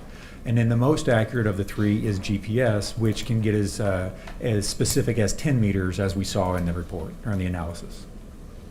Thank you for that explanation. You also commented on in some of your slides that some of the slides reflect, I think, surveillance video of a Border Patrol truck passing by on a roadway. Correct. Okay. And that language, I noticed, you're not claiming that you can tell from the video that it is identifiably Mr. Burgos-Aviles' truck. Is that correct?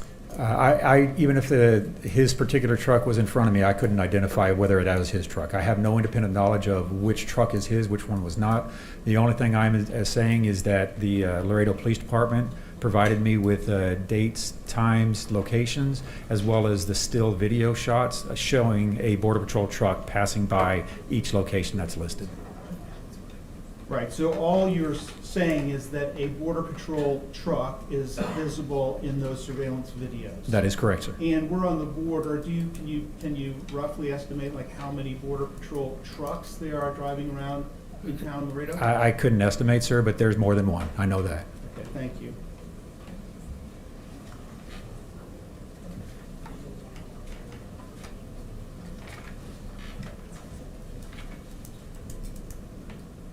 I'll pass the witness, thank you. Very briefly, Your Honor. Yes, Your Honor, very briefly. Defense Exhibit 6. I'm sorry. Yeah. Permission to publish, Your Honor, on the Elmo? On the Elmo? Yeah. Elmo. Apologies.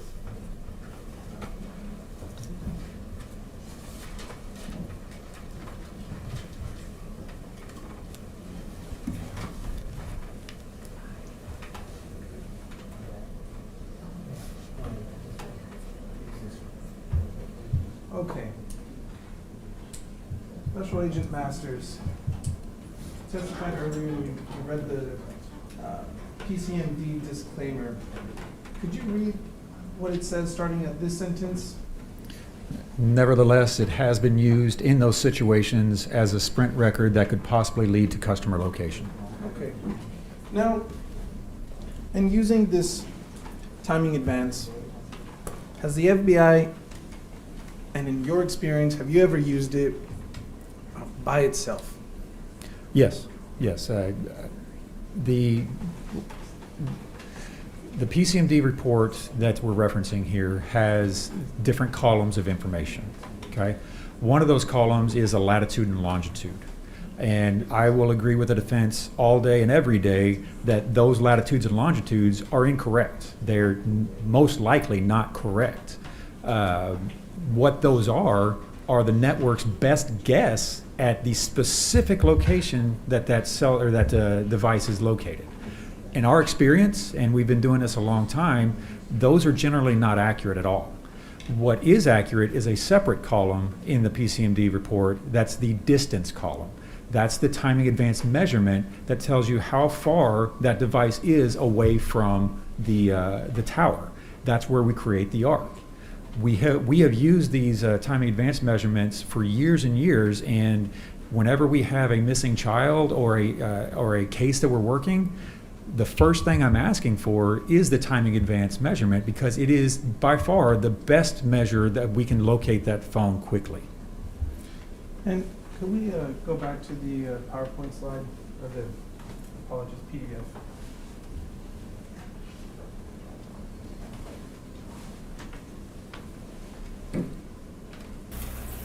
Be safe, Stargazer. No, right there's one. Just waiting for it to come on.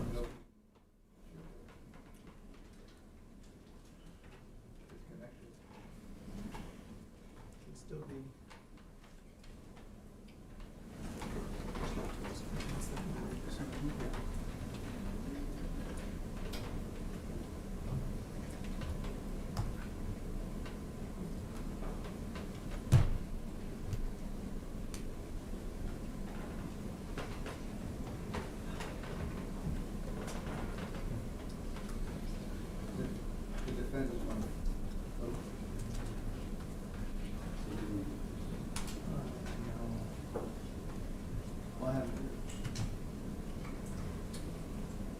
working because it's on my screen. It's on that screen over there, outside.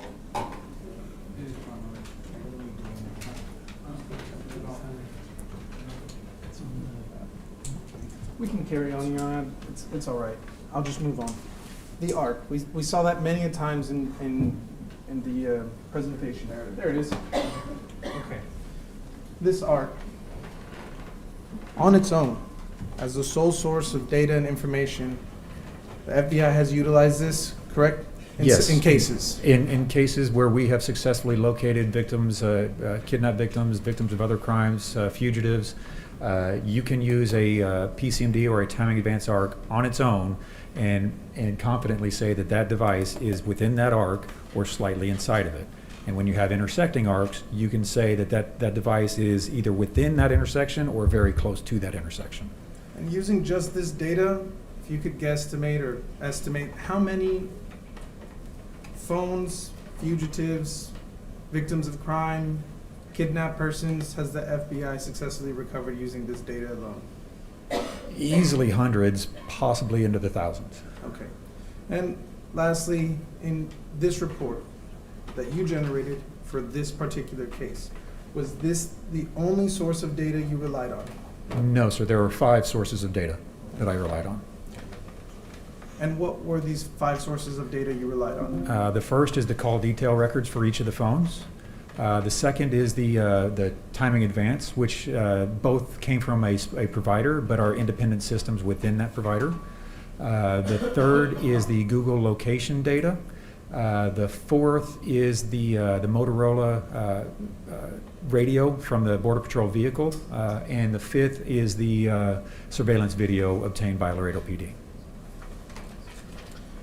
Pass the witness, Your Honor. I would just ask to introduce Defense Exhibit 6 into evidence. No further questions. For West, okay. Defendant 6? Yes, Your Honor. All right, thank you. Thank you. Thanks, sir. Yes, sir. Oh, I'm sorry. I thought you were... Yes, sir. Releasing.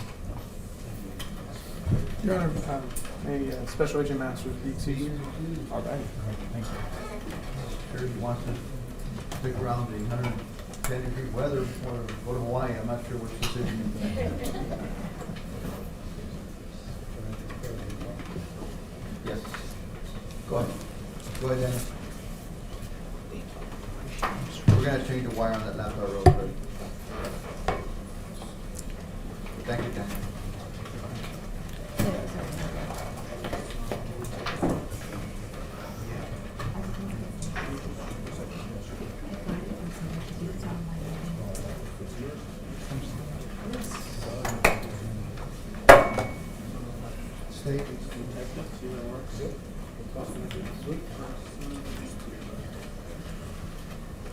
There it is.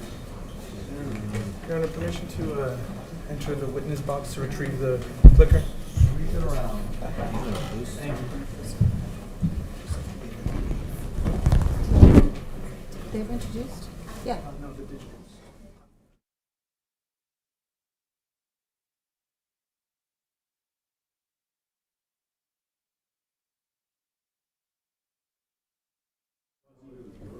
Pictures.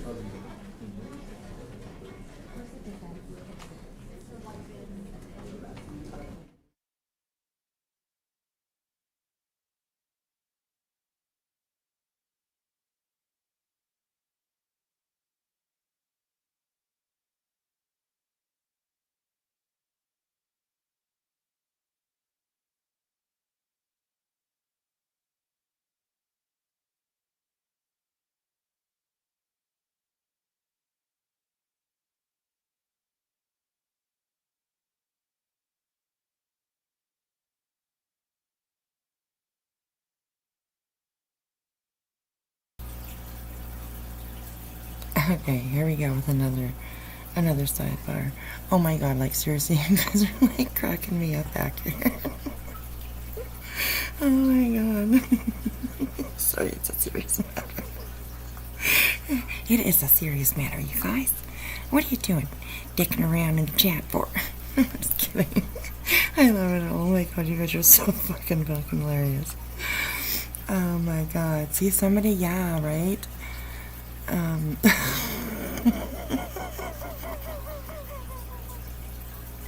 my god, you guys are so fucking funny. Oh my god, hilarious.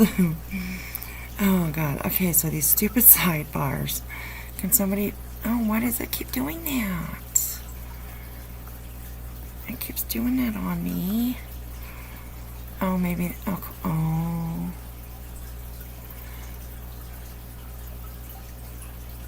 Okay, maybe they're done for the day. Give me just a second here. Let me listen to...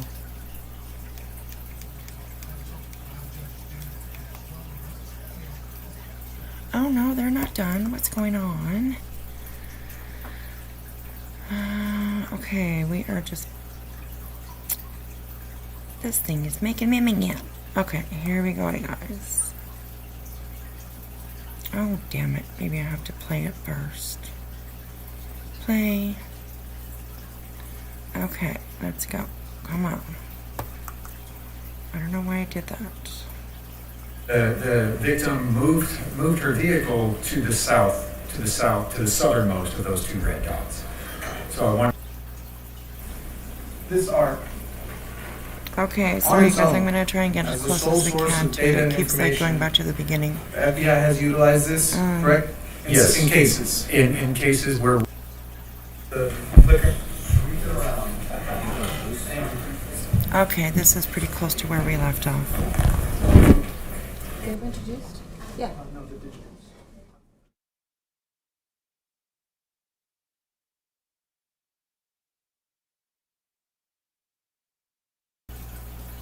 Okay, they're still quiet. I have it on my TV as well, so I know that they are back in court, so.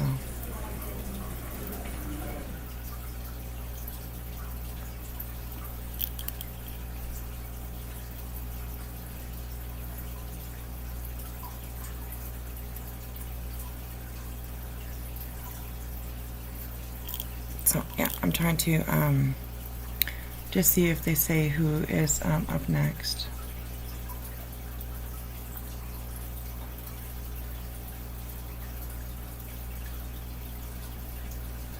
It does not.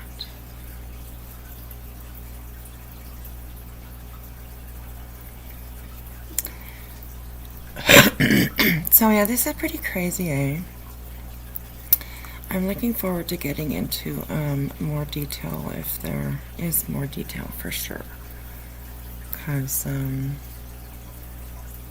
although sometimes it's horrific to listen to, it's part of the whole thing, and that's the part that intrigues me. So yeah. There's a woman coming up next on stand. I still haven't seen who it is. It's not showing who it is on the stand, so it's not long after this though. Oh, there it did it again. Okay, let me just let me refresh my page here, you guys, for a second. You should be able to see me go along here with doing it. So let me just refresh and play. Okay, I don't know why it keeps doing that. Let's try it again.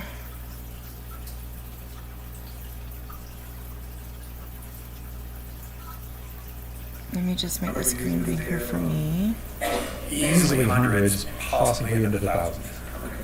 And lastly, in this report that you generated for this particular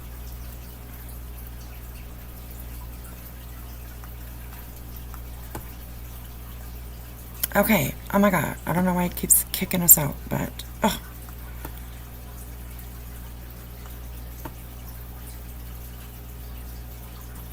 It's making me mad. I know they're still in court, because I'm watching it on my TV, so.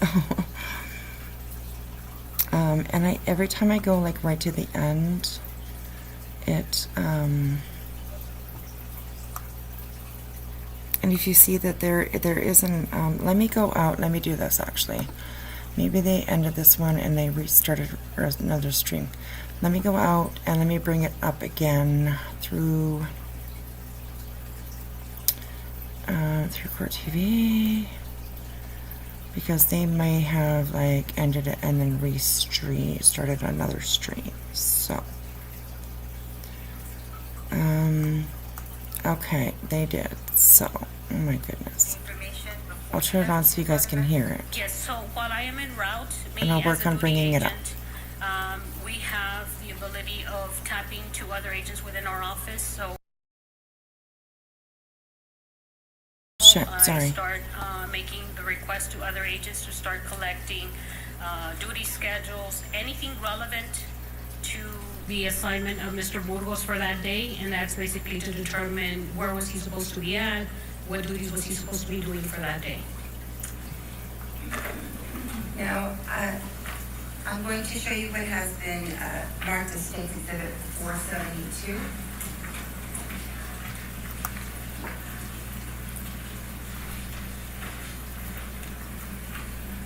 Okay, there we go. There we go.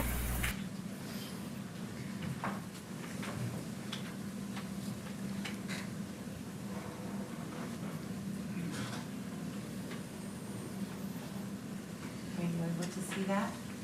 Yes, I do. What is State's Exhibit 472? So this is a G481. That's just basically the form for their daily assignments for the Laredo North Group B unit. And it basically encompasses everybody that's supposed to be assigned for duty that day.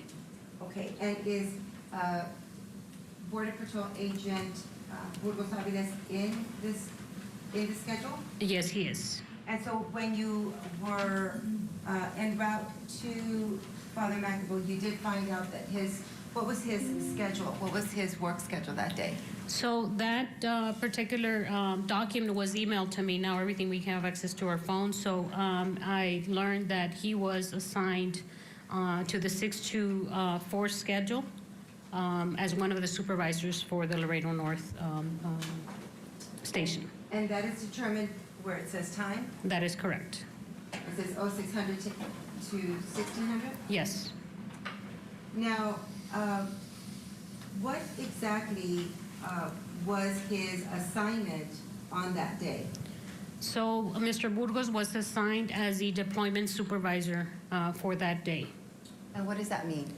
So the deployment supervisor basically is in charge of Laredo North has a specific area that they have to patrol.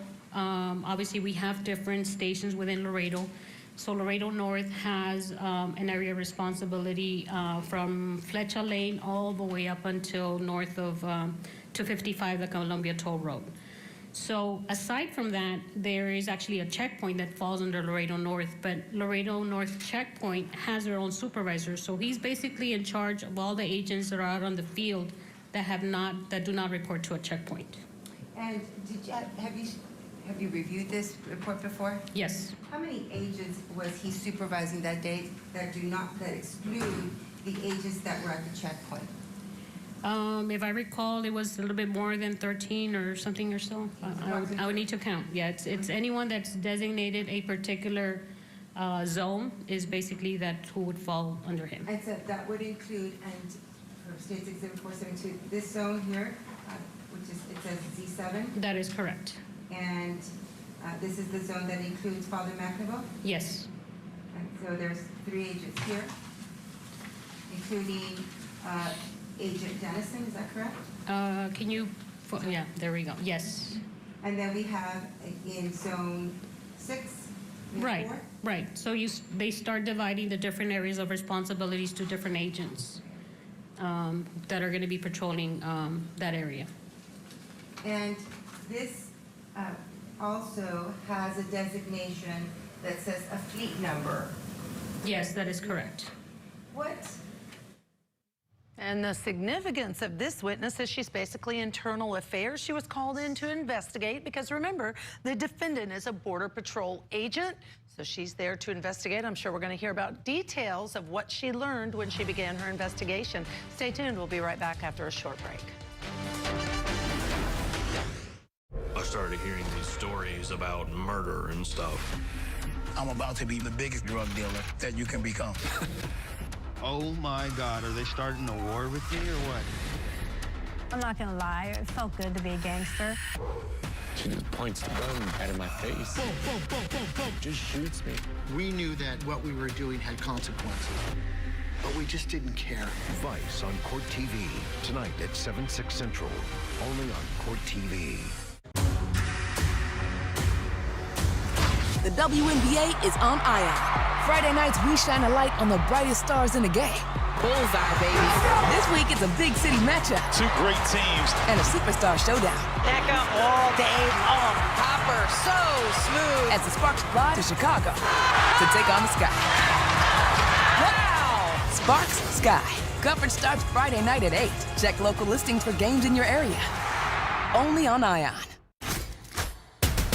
Stream your favorite shows, movies, and Oh my god, sorry about that, guys. on Brown Sugar. This thing will remember me. Enjoy a 1-week free trial when you download the Brown Sugar app on your smart Mouse is devices. not working. This. Okay. Sorry about that, guys. Sorry about that. Sorry about that.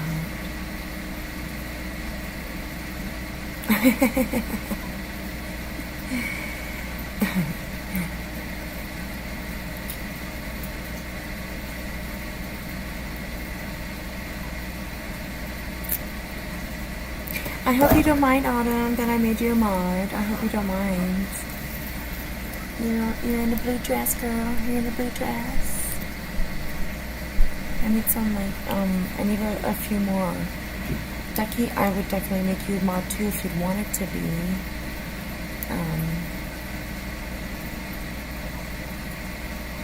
Absolutely, yeah.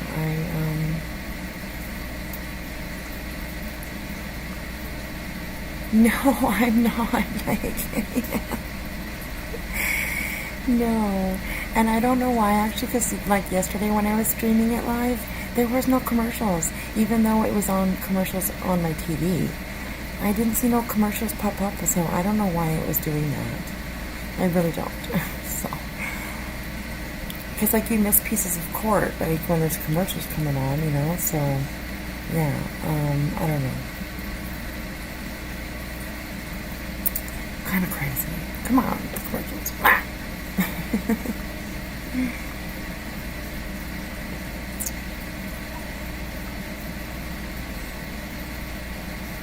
Too many commercials. So yeah, thank you all for hanging in here with me through this. I know some of it's been kind of boring, but other parts have been really interesting, so yeah.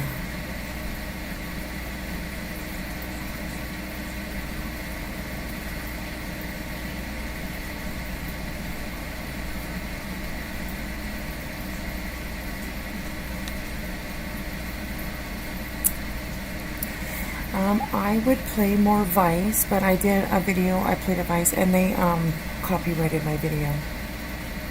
And I can't even fix it anymore because, like, they won't let me fix it. So, like, they're gonna take revenue for whatever is made off that. So, whatever. Yeah, so. Okay, I think we are gonna be back here in a moment.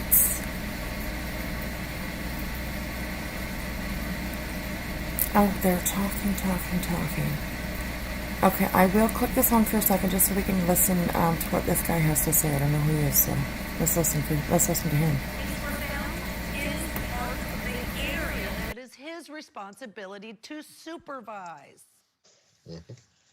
Very interesting facts that are coming in here, as we can see. I mean, right now you have somebody who is from Internal Affairs, which of course investigates police corruption, and when officers are having issues of integrity.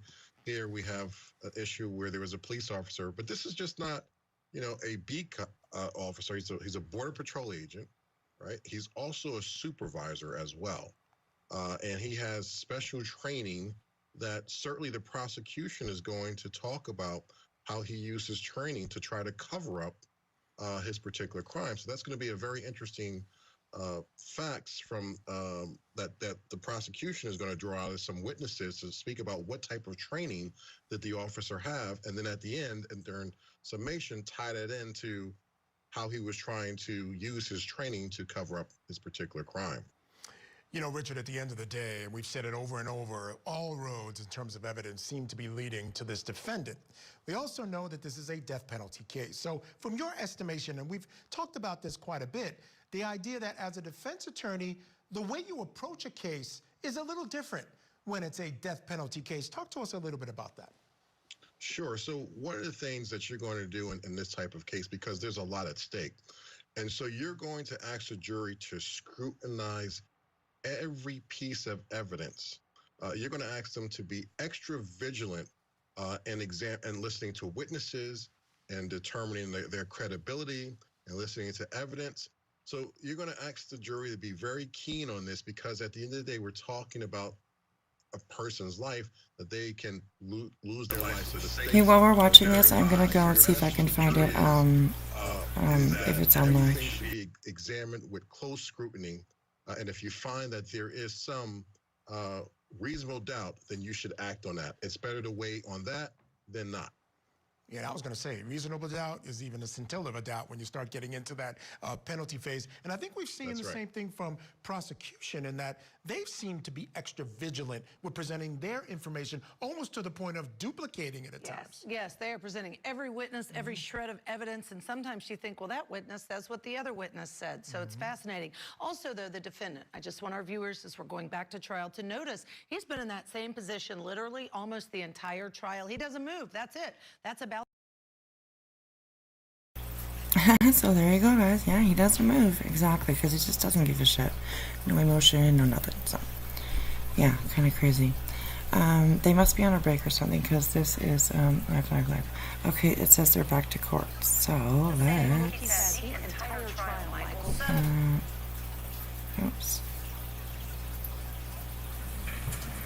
And ask you if this is this how you documented that transfer of the property? Yes, that is correct. And in State's Exhibit 473, what is it that you're identifying here that was being transferred to the Laredo Police Department? So this particular form is annotating the proper transfer of the pickup truck, Kilo 66119, with their vehicle tag number, their radio that was obviously installed in that vehicle, and I also transferred a second line item, which is his mobile portable radio with that ID or identification number for that radio. And this is also dated on that date? That is correct. April the 9th. Yes.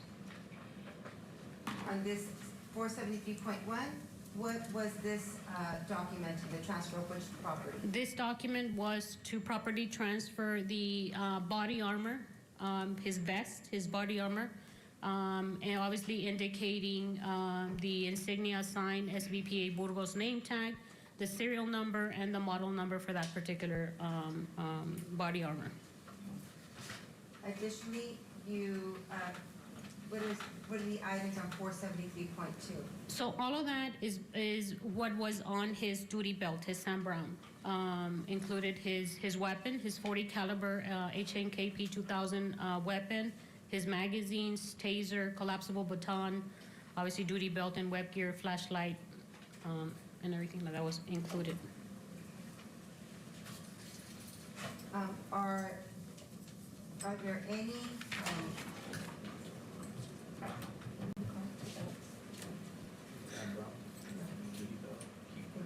are there any keepers listed on this? No, there were not. Are those part of the uniform? Yes, they are. Now I'm showing you State's Exhibit 473.3. Yes. And what else did you transfer to LPD? So as I mentioned, while I'm en route, I'm having other agents from my office gather these documents, these records for us that eventually are going to be turned over to Laredo PD, and in fact were turned over that night. The DVR was the radio communications that we retrieved for the time frame.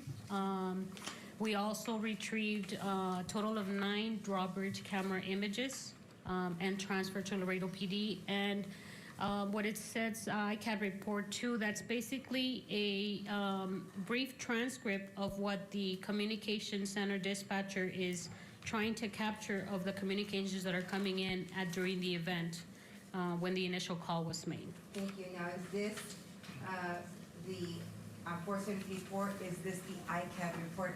And my apologies, it is a little faded, but I think that's how it was. Yes, that is actually the way that it was turned over to us, and that is the report that was turned over to Laredo Police Department But that in night. this report on 474, it does indicate The time of the call. the time of the call? Right. And does it also indicate who made the call? Yes. Where is that indicated? So it's going to be, it says EMS requested at Bristol on the top. The date, the time, 11:20. Okay, star number, it says N68. And so this is going to correspond to And it- Burgos'. Correct, yes. And then, of course, these are, this is another 475, and this is a receipt for another kilo unit? Yes, so that is the transfer of custody of Dennison's, BPA Dennison's vehicle, who was also there on scene. And that basically describes his vehicle, which was Kilo 45153, with the radio and whatever tag number it included. And then this was the documentation where it was returned? That is correct. That that vehicle was returned to us, I think, the following day? Yes, the following And day. this is for the record 470.6, correct? Yes, that's correct. Now, I'd like to ask you, as part of your investigation, were you able to determine how many kilo units were out on assignment during this 6 a.m. to 4 p.m. Shift? Yes, so going back to that G481, and the reason that I proceeded to do the research of wanting to know how many kilo units were actually out on the field that day is because one of the drawbridge camera images resulted in a very distinctive feature in a vehicle that was around the crime scene. I'm going to show you, now, you submitted states 469, and these were all the different drawbridge cameras, images that you were able to obtain from which area? So this is from the Father Magnebo area. And I'm showing you 469 and the other images that are associated with 469, 469-2, 3 and 4, and it ends at 469-7 for this grouping. That is Now, you correct. mentioned that you found one, and I'm going to identify as States Exhibit 470. Is this the drawbridge camera that you were about to mention? Yes, that is correct. Where was this drawbridge camera? So this particular drawbridge camera was at the end of Bristol Road in Father Magnebo by one of the trails, ATV trails.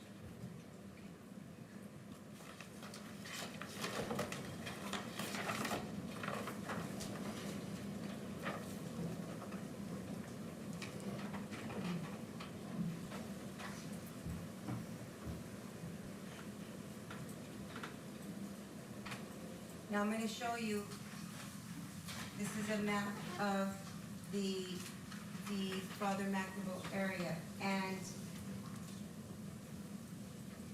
this is the area, where is the area where this trail would be? So you see Bristol Road? Yes. Where it ends? Yes. You have that little corner on that trail? Yes. It would be right there in that corner. Oh, I wish these pictures were a little bit better. They're kind of crappy, eh? Like, what the heck? Hard to see, really. Kind of weird. And obviously inside the brush. So this image right here Yes, is on this turn. yes, that's correct.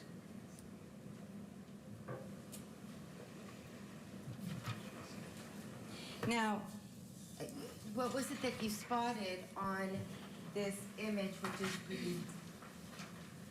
the States. All right, we are approaching the top of the hour. We want to thank our guest, Richard St. Paul, for being with us today. Of course, Michael, great to have you back. What's up on your show next? All right. Okay, what, why did they stop? Was it a break? I missed that. Did they say it was a break? Let's go forward a little bit. They talk about this guy. Okay. Oh, Lord, hello.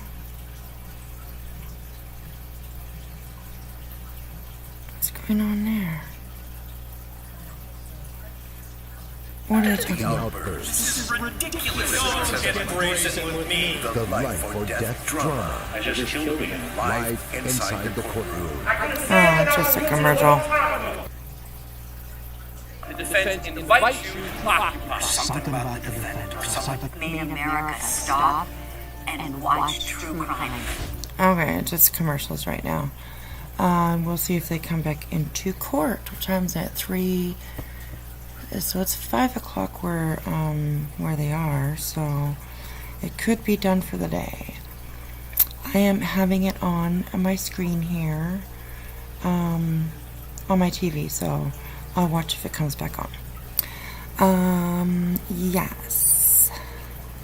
And you're welcome, everybody that I made a mod. You guys are like awesome.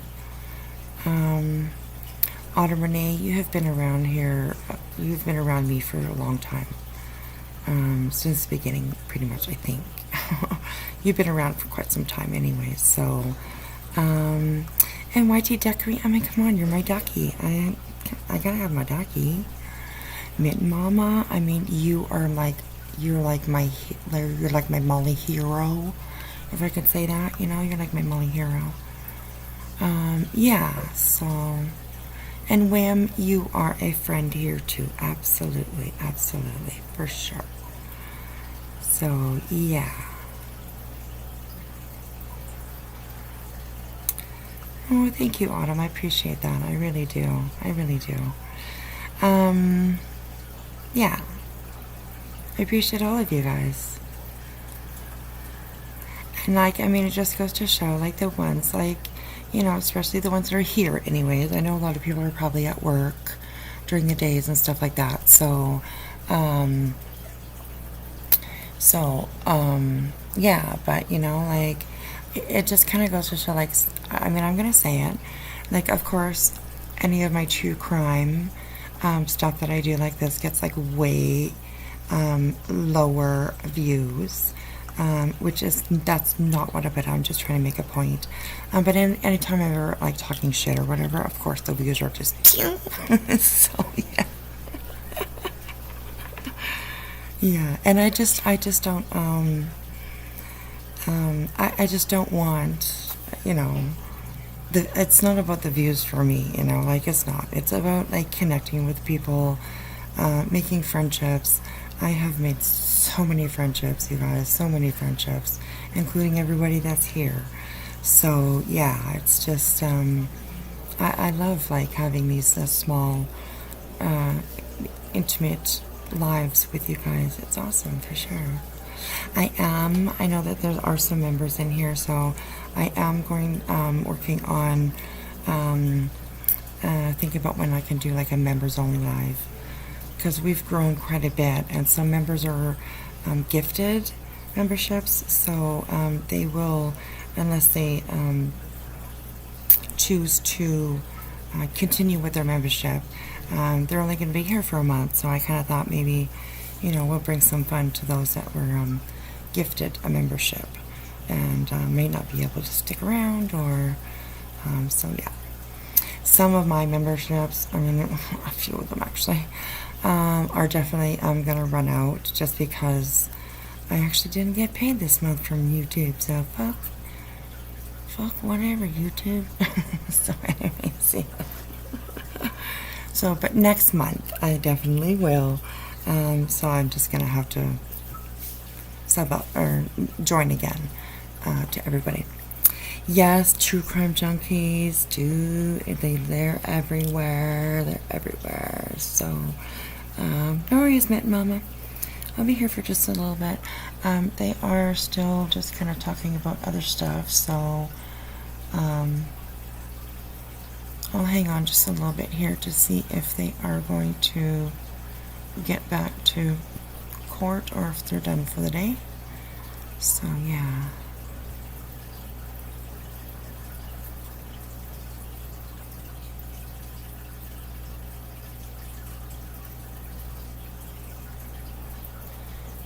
Yeah, no worries. No worries. No worries, no worries. I didn't hit $100 last month, I guess it is. I didn't hit $100 either, so. But next month I'm already over that, so for next month, so yeah, so it's kind of crazy, whatever. But yeah, I appreciate everybody that is here, so gifted or not, they should still, you know, get a few extra little perks. So I will be doing a live for sure for members pretty soon here, so yes. Okay, they are still talking. Let me let me go back actually. And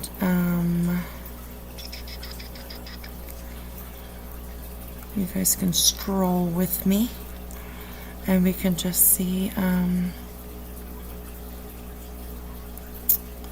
what's going on here. So they have the daily updates up, and this is all about what's this? Trial archives. No. Okay, so let's click on the watch live again, and it's going to be stuff about this Parkland shooter trial that just we watched the jury of. So maybe we'll listen to a little bit of that. That this jury brought back the correct verdict. Mark Eiglarsh, who has been a passionate and dynamic advocate for his client, both in and outside of the courtroom, he had this to say to reporters when talking about what may lie ahead in the future. This is not just a victory for Scott.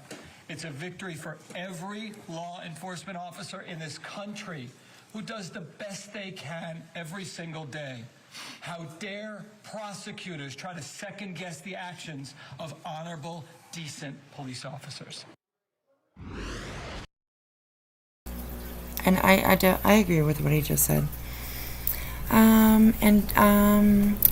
Ducky, I don't. You can drop like membership links, of course. You can feel free to drop my merch link if you want. I will let you guys know, especially if I would like trigger warnings dropped, links to people's pages. Of course, you guys can, mods, you can drop your own links to your own pages, absolutely. And other people sometimes ask if they can have their links dropped. Definitely. If we're watching a video of somebody else, let me back up there a little bit because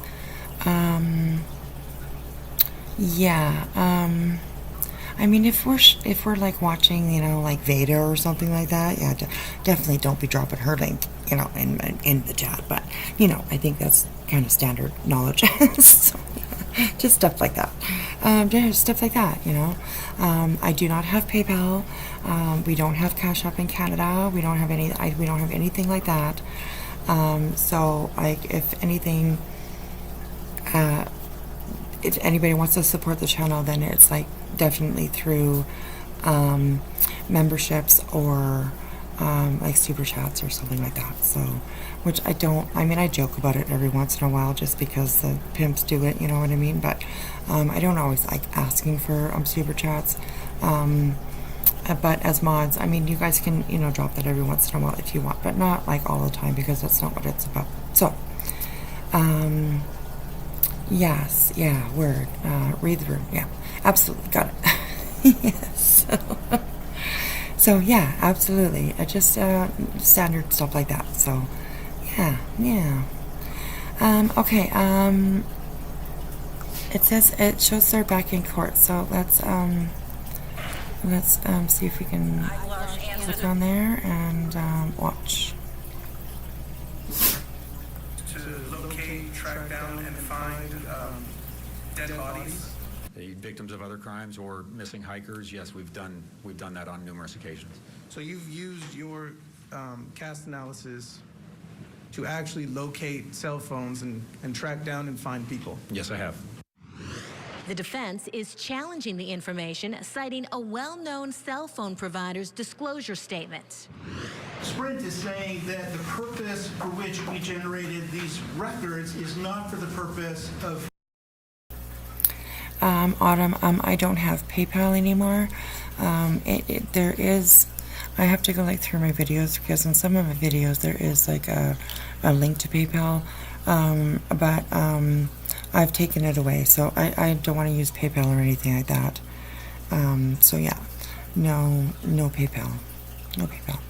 So yeah, just like my membership links every once in a while. You can do I'm losing my thought.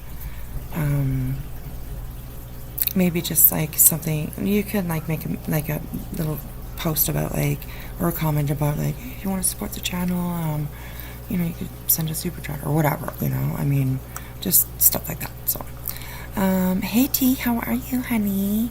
We are watching the trial from yesterday. So okay, let's keep going here. I'm gonna have to get off soon, so I want to see if we can try to get through to the end of the day. If not, we'll I'll be back later and I will pick up again. So let's watch as much as we can, though. Identify the location of the phone. Is that not correct? Well, not for locating it for law enforcement. It is designed to locate it for network search purposes. But you're correct. This technique was not designed for us. Prosecutors say Special Agent Master's report will show that the cell phones belonging to Grizelda Hernandez and Ronald Anthony Burgos-Aviles were in the same area during the time of the murder. The phones were together when he traveled to his home. Okay, I guess this is just an overview of what happened today. The hearing, which lasted more than 4 hours, ended with Judge Lopez denying the defense motion to exclude the expert testimony, ruling in favor of the state. And the jury was finally brought in about 3 p.m. Eastern after not being in court all day due to the hearing. The jury spent the rest of the day listening to testimony about the location of those cell phones. In Laredo, Texas, Kelly Craft will send it back to you. All right, Kelly, thank you so much for that report. Let me bring in my guests for this hour. Joining me, litigation trial attorney Rich Schoenstein is here. Okay, that would be my guess that they are done in court for the day. So, there we go, guys. Done for the day in court. Yeah. That was, interesting today. Some of it a little boring maybe, but, pretty interesting all around. The, pinging of the cell phone stuff was, really very interesting. So, Autumn or Rainy. I kind of do have a second channel. It's just kind of a, I haven't posted in it really. I think I made 1 or 2 videos in it or something, and it was like going to be a separate channel because here I got so sucked into all the drama and stuff like that. I kind of made a separate channel to like do the true crime on stuff, but I haven't really promoted it, or it hasn't really grown, so I've just done everything here. So it's just kind of a backup channel. I use it to lurk every once in a while. So yeah, we'll just leave that out of the. We'll just leave that out. So, that wasn't as horrible as yesterday. Yeah, absolutely, Ducky. Yesterday was really hard to hear. So, okay, so I was going to save that link if you wanted to have folks up either way. Let me think about it, Autumn. Yeah, absolutely. I don't know if I really need to. I mean, I guess that's good just in case this channel ever gets taken down and struck or whatever. So, but yeah, let me think about that. So yeah, so there we go. That was for today, definitely. Of course, today is Friday, so it is Friday, right? It's Friday. Oh no, it's Thursday. Okay, so they should be back tomorrow, and I will be back tonight. If you guys want to come hang out again, I am going to. Now you need a lurking page. Yeah, I do, right? I mean, some people are subbed up to it, but whatever. I mean, I need a lurking page. Definitely. So yeah, today is Thursday. I just looked at my phone. I thought it was Friday, but it's not. So today's Thursday. So I will schedule another live for a little bit later tonight, and we can call this one quits for now. And we'll see you guys maybe a little bit later. Thank you for being here with me. Appreciate it. And tomorrow we'll see what they get into tomorrow with this trial, because it's all been pretty interesting. So, yeah. Alrighty, everybody. We will see you in a little bit. Let me end the way we always end. We need to do that. We need to end the way we always end. So, where is it? Oh, there we go.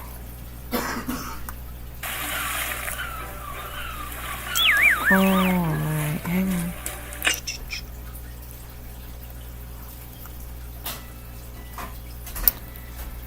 Oh, lots of noises in this house right now. Okay, skip ahead.